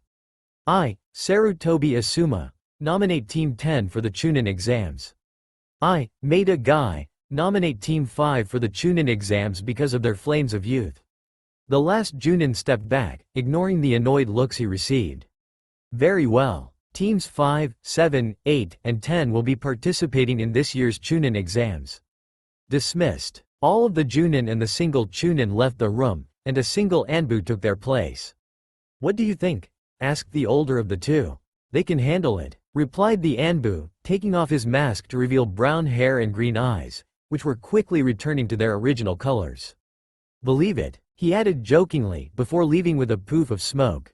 The Sandaime sighed. He knew a lot of paperwork would result from this, one way or another. Kakashi strolled through Konoha, bored out of his mind. He checked the time and sighed. I still have 30 minutes until I'm officially considered 3 hours late to the Genin. What to do? I've already thought of today's excuse. The copy nin looked through the window of a bookstore and his visible eye bulged slightly. Is that the new Icha Icha book? I think I know what to do with my time now. The Chunin entered the store with an unseen grin. Meanwhile, Naruto hid in a tree, watching his clone unsuccessfully trying to interact with his teammates. The Bunshin grinned like an idiot all the while. Naruto checked the time. Still 30 minutes until Kakashi-sensei arrives. I might as well make good use of it. Naruto jumped away from his teammates, and, after trading his Anbu uniform for the obnoxious orange jumpsuit, did a quick warm-up. He began with 300 push-ups, sit-ups, and squats, then proceeded to perform 200 punches and kicks. He finished with 20 laps around the small training area. His muscles buzzing lightly, Naruto performed Kawairimi replacement technique with his cage bunshin. He then dispelled the clone. Apparently nothing out of the ordinary happened, unless Sakura fawning over Sasuke was considered abnormal. Naruto checked the time and held his breath. 6, 5, 4, 3, 2, 1. There was a poof of smoke at 1, and there stood Kakashi, holding a new book. He raised his hand in a lazy wave. Yo, you're late, cried Sakura and Naruto. Although not by your standards, added the blonde silently. Gomen, but I saw a new Icha Icha book, so I had to buy it, and then I had to show it to everyone. The Chunin crinkled his eye happily. Began Sakura. Telling the truth? She finished confusedly. The younger males rolled their eyes. Anyway, prompted Naruto. Oh, right, I nominated you for the Chunin exams. Here are the papers. The team leader handed the three a stack of papers. Sign them and report to room 302 at the academy tomorrow if you want to participate. Ya ne. The Chunin then left the same way he arrived. Naruto glanced at his teammates. Sasuke was looking at the papers arrogantly, as if he thought it would be easy because he was the last Uchiha. Sakura, on the other hand, looked slightly nervous yet determined. Naruto knew he had to participate, but he also knew it would be a pain. He glanced at his teammates. Anyone have a pen? He asked sheepishly, ignoring the fact that he had one in his back pocket. Team 7 was heading out to eat. Sasuke and Sakura couldn't refuse Naruto's offer for lunch. They were doubtful at first, but the deal was sealed when Naruto said he would treat them to whatever they wanted. They were almost at their destination, a steakhouse, when Naruto turned around and yelled, "Stop following me." Knowing he couldn't be referring to them, they turned around and stared at the rectangular rock that was now in front of them. "There's no one here," came a muffled voice from the rock. "Konohamaru, give it up, I know it's you," spoke Naruto. The rock exploded, revealing 3 academy students, all covered in soot. The one with a blue scarf spoke up. 2. Cough. Many, cough, explosives, cough. The student cheered up considerably after his uninformative sentence. "Ah, boss, I would not expect less from you. You are such a great shinobi, after all." The boy laughed. "In fact, you're as sly as a fox." The genin froze at that statement. He knew Konohamaru had no idea what he had hinted at, but the blonde couldn't help but be alert. "So, boss, will you play ninja with us?" "You promised," said the boisterous student. "A shinobi playing ninja? How ridiculous can you be, Naruto?" claimed Sakura. Naruto relaxed a little. No one had thought about Konohamaru's fox statement. "Nay, boss, is she your, said Konohamaru, wiggling his pinky. Konohamaru, she's not." "Me? Go out with him?" shrieked Sakura. "You have to be kidding me." "Oh, good. I'm relieved then, boss. Her forehead is too big for her to be pretty, anyway," said the Hokage's grandson boldly. His 2 friends snickered and Sasuke smirked. "What did you say?" asked an enraged Sakura. "I said that your forehead is too big too." Naruto tuned out of the conversation. The kid is still annoying, but I have to admit, he's much better than when I first met him. Naruto fought back a chuckle at the memory. Flashback. Naruto stood in front of the Hokage, his 2 senseis next to him. "So that's why we believe that Naruto is ready." Anko was interrupted by a crash. Immediately the 3 shinobi jumped into action. Anko and Yamato went to either side of the Hokage, weapons drawn, and Naruto took out a kunai and went towards the source of the noise carefully. He hoped it wasn't an intruder, he was only turning 5 next week. He knew it wouldn't be a good idea to try and face an experienced shinobi. He approached the intruder only to be met with the sight of a 3-year-old boy, sprawled out on the floor. Naruto sighed in relief. "Do you want some help?" he asked the clumsy younger boy. "I'm fine," replied the brunette. Standing up, he returned to his march to the Hokage's office, and Naruto followed, curious of what would happen. "Old man," cried the toddler, "I challenge you to a duel. Whoever wins becomes Hokage." The 3 people behind the desk sighed. They had to survive this every week. Now, Konohamaru, I have important business to attend to. Sit down. I'll talk to you when I'm done. The grandfather turned to the 3 shinobi in front of him, the 3 having resumed their positions as the Hokage gave his reply to his grandson. "All right, Anko, Yamato, I have been watching Naruto's progress and I must agree with you. Naruto, congratulations, you are now part of the Anbu." Naruto was in shock. Him? In the Anbu? He couldn't believe it. He was closer to achieving his dream of being a great shinobi. "And Naruto, I want you to stay for a bit." "Hi, Hokage-sama." Anko and Yamato left the room. "That guy is in the Anbu? But he's only 2 years older than me. He must be really good," thought Konohamaru, awe-struck. "Train me," he cried at the blonde. "Please? You must be really good." Naruto chuckled softly. "I'm sorry, Konohamaru, but I'm afraid I'm busy for now. Maybe some other time." The Hokage was watching this exchange with interest. He was curious of how the two interacted. Konohamaru walked up to Naruto, pouting. "You have to. I need to become stronger if I want to become Hokage. Besides, I'm the Hokage's grandson," he said desperately. "Konohamaru, heritage does not matter. If you are the Hokage's grandson, then you most likely have the finest trainers. Listen to them. Gain knowledge from them. Work hard and become strong if you want to become Hokage. There are no shortcuts, only hard work." "Hi, boss," said Konohamaru, turning around and leaving. The Sandaime was impressed. No one had ever been able to do what Naruto had. "Naruto." The said boy snapped back into attention. "Follow me. We're going to the Anbu equipment house so that you can get your armor and mask. From this day forward, you shall be known as Kitsune or Fox in the Anbu." The pair then left the room. End flashback. Naruto returned to reality. He saw Konohamaru and his friends turn around a corner into an alley, escaping an angered Sakura, and then he heard several yells. The Anbu followed the noise, only to be met with the sight of the blue-scarfed boy being held in the air by a teen only about a year older than Naruto himself. He wore an odd black garment with a pack covered in bandages on his back, and had purple face paint all over his face. Next to him was a girl with a large white fan, her dark blonde hair arranged into 4 ponytails. A Suna headband was tied around her neck. "Come on, Tamari, can't I have a little fun? I'll stop as soon as he arrives," pleaded the black-wearing shinobi. "Kankuro, we're foreigners. We can't afford to cause trouble." "Damn straight, you aren't," said Naruto, who then grabbed the child and delivered a punch to the face in a second. "And you, up in the tree, come down here," he added, for good measure. A red-headed boy with the kanji for love on his forehead jumped down. He had dark circles around his eyes, a sign of insomnia. A voice that Naruto was all too familiar with popped up in his head. "Kit, that boy has Shukaku sealed in him, and not very well, at that. Knowing him, he's probably torturing his vessel in an attempt to get out." Naruto nodded absent-mindedly, then walked towards the redhead after letting go of his bundle. "Hello, my name is Uzumaki Naruto, what yours?" he asked politely. He noticed that the pair from earlier was almost trembling in fear. "Sabaku no Gaara. Pleased to meet you." Now, Naruto walked closer to Gaara.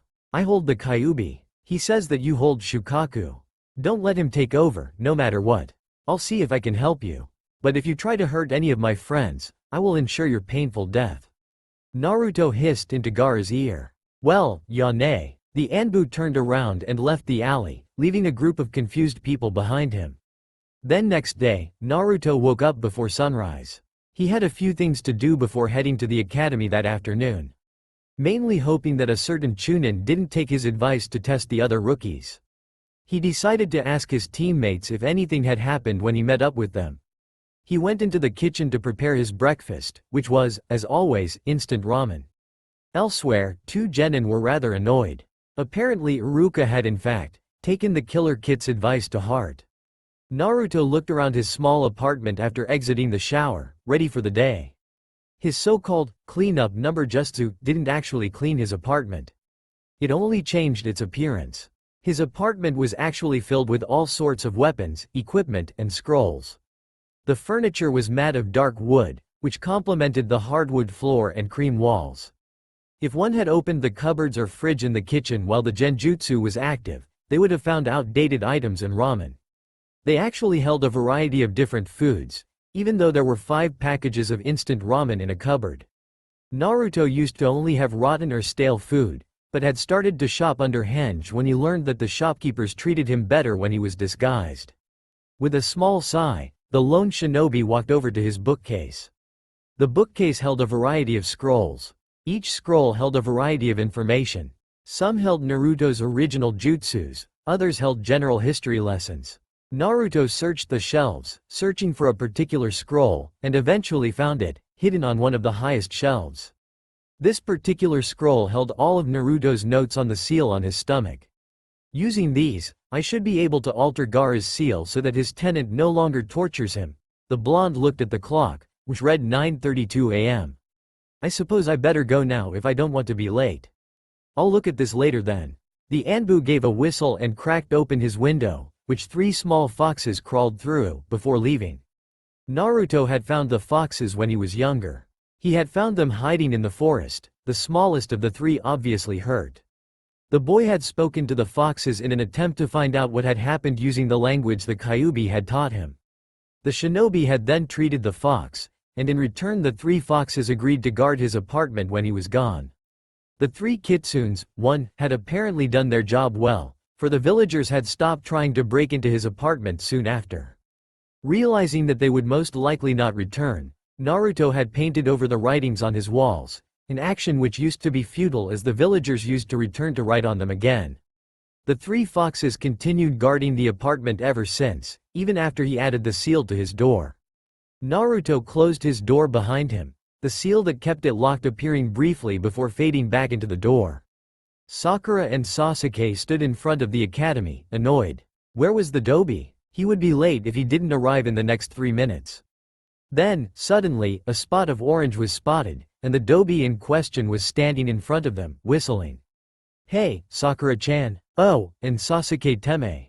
Naruto added as an afterthought. Naruto baka, you were almost late, Sakura cried, bopping the blonde on the head. Itai, too, cried Naruto, grabbing his head. I should be an actor. Even though I hate it. The shinobi thought, mentally shaking his head. Sasuke walked away from his teammates. Why do I have to be on a team with them? They only hold me down.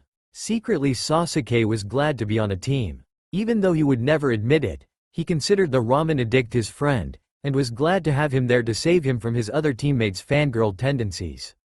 Let's go, cried Naruto, running towards the academy. Why does he have to be so annoying? He should be more like Sasuke-kun. Even though I don't think that's possible, considering his brain capacity. Sakura ran up to Sasuke, clutching onto his arm. Sasuke tried to shake her off unsuccessfully. She's not there, the mantra repeated itself in the raven's head as he entered the building. Team 7 walked up 2 flights of stairs, then turned to see a large commotion in front of a door.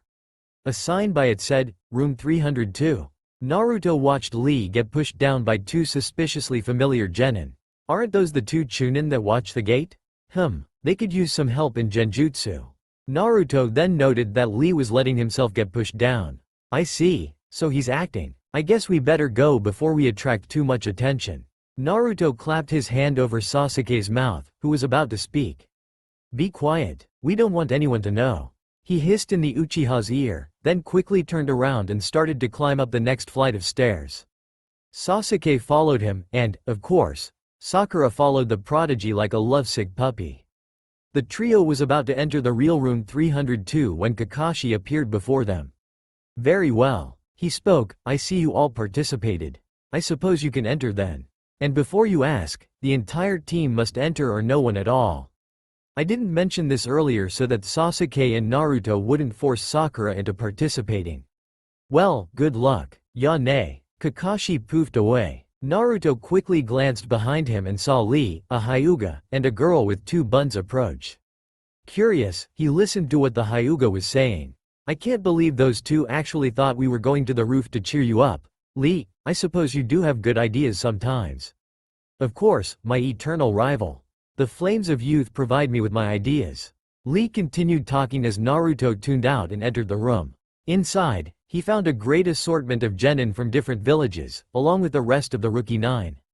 Sasuke was currently being attacked by the blonde and pink-haired Kunoichi. Kiba was talking animatedly with Hinata, who was blushing furiously upon seeing Naruto, and Choji, Shino, and Shikamaru were standing to the side observing the other shinobi in the room. Naruto smiled and was about to walk up to them when he remembered what the Hokage had told him when he had stopped by his office that morning on the way to the academy. Flashback. Naruto, the Hokage began, due to your status as Special Chunin, and your mission.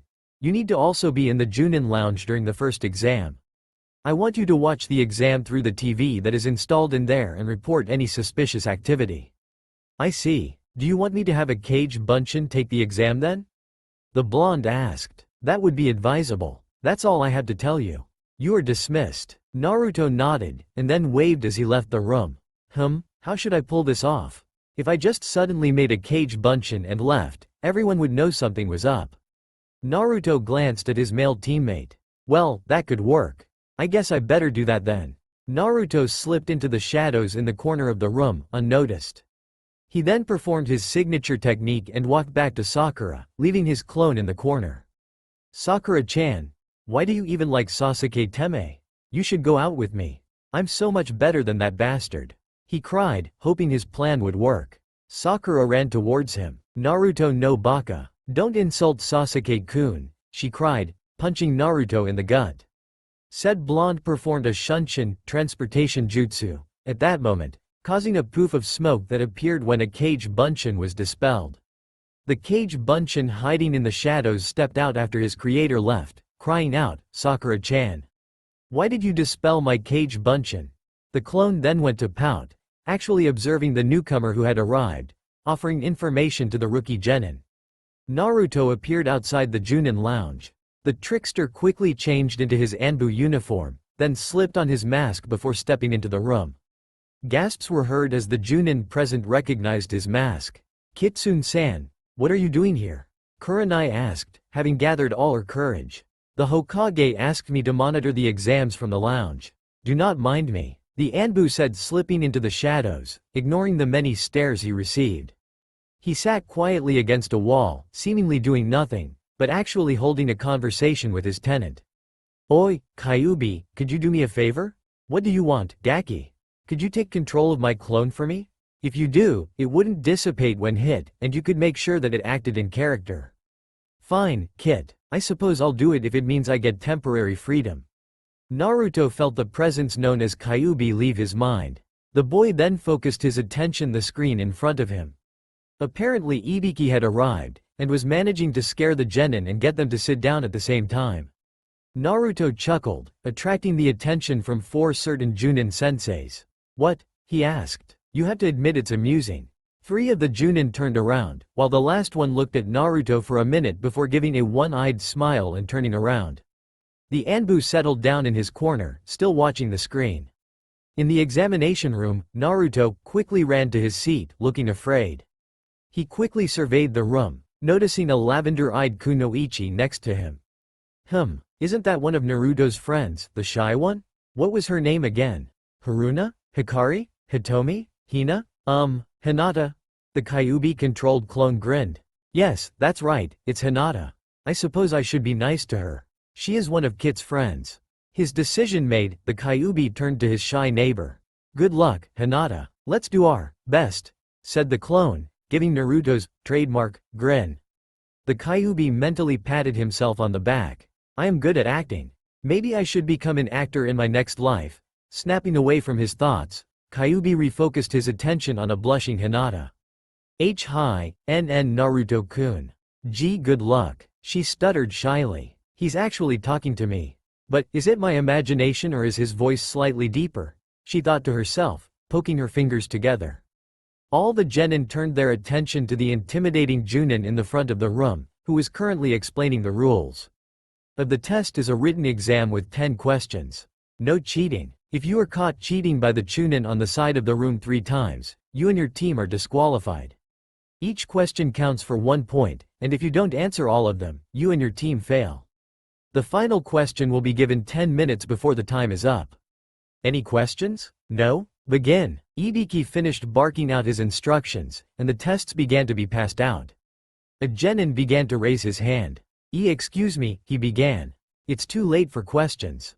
You should have asked earlier, cried Ibiki. But I said no more questions. The poor genin slumped back in his seat, blushing furiously with embarrassment. Kyubi looked at the paper laid before him and smirked. He knew the answer to each question. I'll admit I wouldn't have known the answers had Kid not been in Anbu, but still. At least I know them. Should I do as I'm supposed to and cheat, or go the easy way? The fox demon looked at the test. I guess I'll take the easy way. It should throw some people off, and I don't feel like putting any effort in anyway. The controlled clone quickly completed the test, acting as if it were nervous the entire time. With 30 minutes to spare, the demon looked around, noticing many obvious cheating methods, rolling his eyes, and relaxing in his seat. The Kyubi lasted 5 minutes before getting annoyed. Well, this is boring. I obviously can't torture someone, so what can I do? I guess I now understand the kit. Tests are boring. Across the room, a red-haired genin was watching the blonde warily. Something was off. The Uzumaki was merely sitting at his desk, as though he was bored. I wonder what's with him. He sure seems to be acting weird. I wonder. Don't worry about that now, and get back to work. That way you can get back to providing me blood sooner. A demonic voice interrupted. Hi, Shukaku-sama. Gaara returned to using his third eye to cheat. Meanwhile, the occupant of Gaara's concern was still trying to think of a way to entertain himself. Subconsciously, the Kyubi picked up his pencil and started to tap a message in a way he had picked up from Naruto. Unfortunately for him, it was a method known by all Anbu, including interrogation specialists. I'm so bored, tapped the Kyubi. Why isn't there anything to do here? Ibiki, who had been watching the room with an analyzing eye, snapped his attention to the disguised demon. How do you know this method? It's only supposed to be known by Anbu. Ibiki tapped back, having grabbed a nearby pen. Meh, you pick things up when you live on the streets. Ibiki's eyes widened. This kid is from the streets? And furthermore, Anbu used the code outside of missions? You said you were bored. Why aren't you working on the test then? I already finished it. Tapping noises filled the silence in the room, forming a conversation that no one truly understood. How so? That test isn't supposed to be easy. I know things. I considered cheating, as I was supposed to, but what can I say? I'm lazy. The Kyubi grinned. Besides, you're wrong, that test is easy. Ibiki frowned. Any true prodigies were normally specially trained. Who is this kid? Hey, what's your name, Gaki? I don't see why you want to know my, a mere foxkit's, name, but it's Uzumaki Naruto. Don't forget it. Uzumaki Naruto? Isn't that the Kyubi's vessel? And wasn't he the last in his class, instead of the number 1 rookie? Ibiki glanced at the clock and grinned. There were 10 minutes left. Showtime. He quickly slammed his hands on the desk and stood up, having gained every shinobi's attention. All right, time's up. Here comes the last question. Now, you can choose not to take the question, fail automatically, and retake the test next year, or you can try to answer the question yourself. But, if you answer the question incorrectly you will fail and be forbidden from participating in the exams again. But that's impossible. Some people in here have taken the exam before. Well, I wasn't the proctor before. What I say goes, barked Ibiki. Raise your hand if you don't want to participate. A few minutes passed, and then slowly but surely, hands began to be raised, and many genin began to exit the room. Back in the Chunin lounge, the last Uzumaki was thinking. He knew that Sakura might bail out of the test on his account, and he couldn't allow that to happen. Part of his orders was to help the Uchiha pass, after all. He sat and stared at the screen. All fly flew past him, and he swatted it away, barely noticing it. Wait, that's it, he thought, suddenly having a breakthrough. Acting quickly, he silently performed Kage Bunshin no Jutsu. He then used henge on himself to appear as an insect. The boy turned insect looked around. Whoa, who would have known that bugs could see so much? I guess I understand the Aburame clan for using bugs now. He then flew under the door unnoticed, heading towards the examination room as fast as he could. The hanged shinobi was almost at the door of the room when he suddenly stopped, suspending in midair. Wait, I can't risk this. I might get caught and cause my team to fail, which is unacceptable. It's also too smart for my character. I know my act has been slipping lately, but I need to keep on pretending. Hopefully the others won't be suspicious then. A Chunin walked through the halls, not noticing a single fly that was flying through the halls towards the Junin lounge. Sakura was staring at her blonde-haired teammate. I have to let us fail. It's better than causing Naruto to embarrass us and cause Sasuke-kun to fail. I have to. Slowly, her hand began to inch upward. Suddenly she noticed a tan hand had shot up in the air, and then slammed down onto the desk. She stared at her now standing teammate. I won't back down, he cried. If you think one stupid question is going to frighten me, well then you're wrong. I don't care if I fail, I'll figure out some way to try again. Apparently Naruto's speech had inspired the other genin, for no more hands were raised, and all of the examinees had a look of determination. So none of you want to quit? Are you sure? Silence. No one made a sound. Very well. You all pass. Everyone stared at the Junin in shock. What about the 10th question? Tamari asked. There was no 10th question, per se. It was a test to see if you had the courage to continue a mission, no matter what the risk. Hey, been there, done that. Kyubi thought. Wait, let me rephrase that. The kid's been there and done that. Satisfied, the controlled clone leaned back in his chair, grinning. Ibiki had removed his headband, revealing the scars on his scalp, when a woman came flying into the room. A sheet flew up, reading, Mitarashi Anko, second proctor of the Chunin exams. Oh, Kid will be happy. He hasn't seen his old sensei in a while. In the Junin lounge, an Anbu was grinning behind his mask. OMG, I finished. It's a miracle. In case you're wondering why no one noticed the clone, apparently Kage Bunshins are incredibly hard to distinguish from the real people. Well, at least according to Neji, who couldn't tell the difference even with his Byakugan. Anyway, as a thank you gift for your patience, here's an omake. A young girl was crouched by a low wall, watching a certain area in Konoha. She had light brown hair tied into two pigtails, bangs framing either side of her face, with golden eyes. She was wearing a black t-shirt with the kanji for fire on it in pink under a gray cut-off short-sleeved vest, which had a hot pink swirl in both shoulders. Elbow-length fingerless gloves were on her arms, the metal plates having Konoha's symbol engraved in them. She wore plain black shinobi shorts and sandals, and a purple stone hung from her neck with a moon symbol engraved in it. She continued watching the village, unaware of the three girls that were sneaking up on her. Hey Hinoka, what are you doing? One with dark brown hair and eyes, named Mickey, suddenly asked, causing the young Anbu to jump. She turned to face her teammates. Oh, just getting revenge. I put everyone who prevented me from riding in that area of the village and plastered it with exploding tags. They'll go off when I say a certain word. But I had to get you guys in there first. Why us? Shika, the team pervert, asked. She had pale blonde hair and startlingly blue eyes. Because you're the ones that caused me the most trouble. Hinoka cried in frustration. Why did she accept to join this team again? Oh, right. She was ordered to, so that she could control the team captain and her friend, Mickey, who apparently was causing turmoil in the village with her new team. Little did the Hokage know, Hinoka only helped the team cause higher scale damage. Hey, Hinoka-chan, what was the word again? Arai, the most curious of the group, asked. She always liked to learn things about explosives. She had dark blonde hair and blue-gray eyes. Oh, it was, boom. Hinoka said before noticing her mistake. A large explosion occurred in the background. Damn it, she cried. Mickey began to laugh at her, and Shika soon joined in. Arai, however, didn't notice what was so funny. Well, I suppose I'll have to kill you myself then. Hinoka said, her tone dead serious. The area suddenly became silent. The co-leader of the team then unsheathed her katana and got rid of her first two teammates quickly, feeling slightly guilty. She turned to face her captain. I think I want to make this special. she said. Why? Mickey stuttered, suddenly afraid of her friend. Well, you see, you caused me the most trouble. Except the weather. But I invented a machine to take care of that. How should I do this? Oh, I know. Hinoka began to do many hand seals. Gyoko Hisaki no Jutsu, she said, blowing blue flames out of her mouth. Her friend died, burning yet freezing at the same time. Ah, much better, Hinoka said, only to find herself back in bed, awakened by her alarm clock.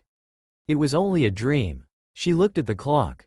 Wait, 7 o'clock? I'm going to be late to my Anbu meeting. The brunette then took off, racing through her apartment, trying to get ready on time.